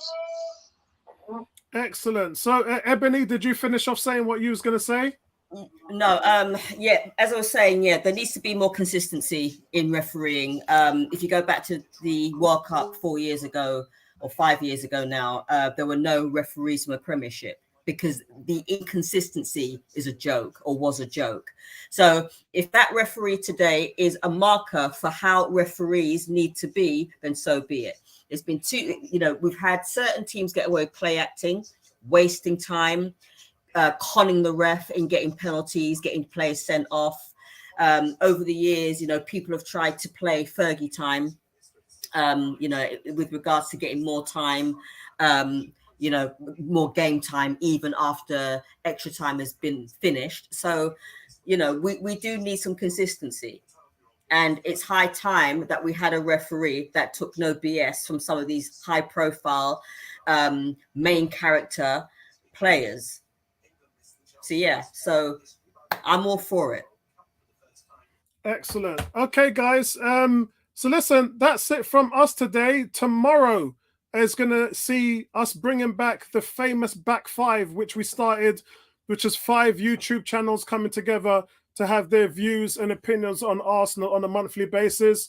It was Glenn Knightley, All Arsenal, Cannon Fodder TV, 101 on Arsenal. So it was a junction of Arsenal channels. We're bringing that back now, and that's going to be Monday tomorrow. So just wanted to make that quick announcement for all of you guys who used to support all of those channels. So yeah, we're going to bring back that flavor tomorrow evening. So any final comments, guys, on today? I'm absolutely loving it. I'm going to be smiling now for the rest of the evening. Any closing comments for today? Open the floor. Yes. I just want to say that because you didn't come to me with regards to can we compete for next season? Yeah. Very quickly, yes, we can. I'm sick and tired of hearing detractors. There's one Arsenal fan YouTube, which I'm not going to mention because I don't do that, who's constantly being that detractor. And it's like, look, we were unlucky last season. Okay, we fell by the wayside, but we've got the players now. Yes, we need a striker, as far as I'm concerned. Yes, we have a goalkeeper to compete with Ramsdale, but we can do it. And I'm optimistic that we can compete with Man City. And I'm optimistic in that we can challenge for the title again and then some. So keep the faith, keep smiling, have faith in Arteta. Yes, he has his detractors. Yes, sometimes, we do question his selection choices. Yes, we do sometimes look at players and think, you're not doing enough. But remember, these guys are human. So, yeah, that's my closing comment. Excellent. And thanks for joining us, Ebony. I'll give my closing comment to say this. The key for me is, one, is the manager is learning. I have never seen him in-game manage or set his team up, give himself the best chance to win. We're just playing his style and system 24/7. So he adjusted against a very good opponent today, and it wasn't about the outcome. It's about how we matched up against them and competed against them. And as Gary alluded to, had better chances in the first half. Secondly, we have cover for Saliba now, because I'm sure Timber can play that right center half if he's so playing the left or right fullbacks really, really well. And last year when Saliba went down, we struggled. We now have also covered for Partey, because even though I think Jorginho does a good job, especially creating opportunities for us, he's very slow and on cover as well. So Rice should cover that. And my last point is, because I have to go balance, is that I want Rice and Havertz to step up. They're Premier League players. They have to justify what we paid for them, and they need to be differentiating talent and perform accordingly. And I want to see more of that. Excellent. Just quickly, my closing comment. So I just think I was more than pleased today with the way Arteta's set the team out. And if he continues in such a vein, horses for courses, setting up the team in the right way against certain opponents, I see no reason why we shouldn't be in the mix come end of the season. Simple as. That's it. Excellent. Vincey, final thoughts? It's all about change. It's all about gears. We got over the hurdle. The season starts next week, and you just go through the gears. You go for the gears in the right way. Give yourself a balance, and you will get there in the end. So I'm excited for the season. I'm excited to see the next development of the youngsters, and it'd be interesting to see if Smith Rowe can have a season like he had, because if he can have a season like he had 2 years ago, that would be huge, because Vieira's Vieira's getting the minutes now, but you know what difference he can make in giving Odegaard a break if he gets back to his form. So that's why I'm looking forward to the development of the youngsters. Excellent. Okay, so that's it from us, guys. Arsenal have unbelievably come away with a win today. I don't think many people said that they would win. I think out of the 16 predictions we had today, only 3 people said that Arsenal was going to win. So they've done it. It's a good start because it's the mental part of it, guys. We've got one over Pep. And he would have wanted to beat us today, and it's something we can take and move forward with. I want you guys to enjoy the rest of your weekends. We're going to be back tomorrow with the back 5, and Wednesday 101 are going to be doing their seasonal predictions. So we'll see you guys then. Peace out, guys. Enjoy the rest of the weekend.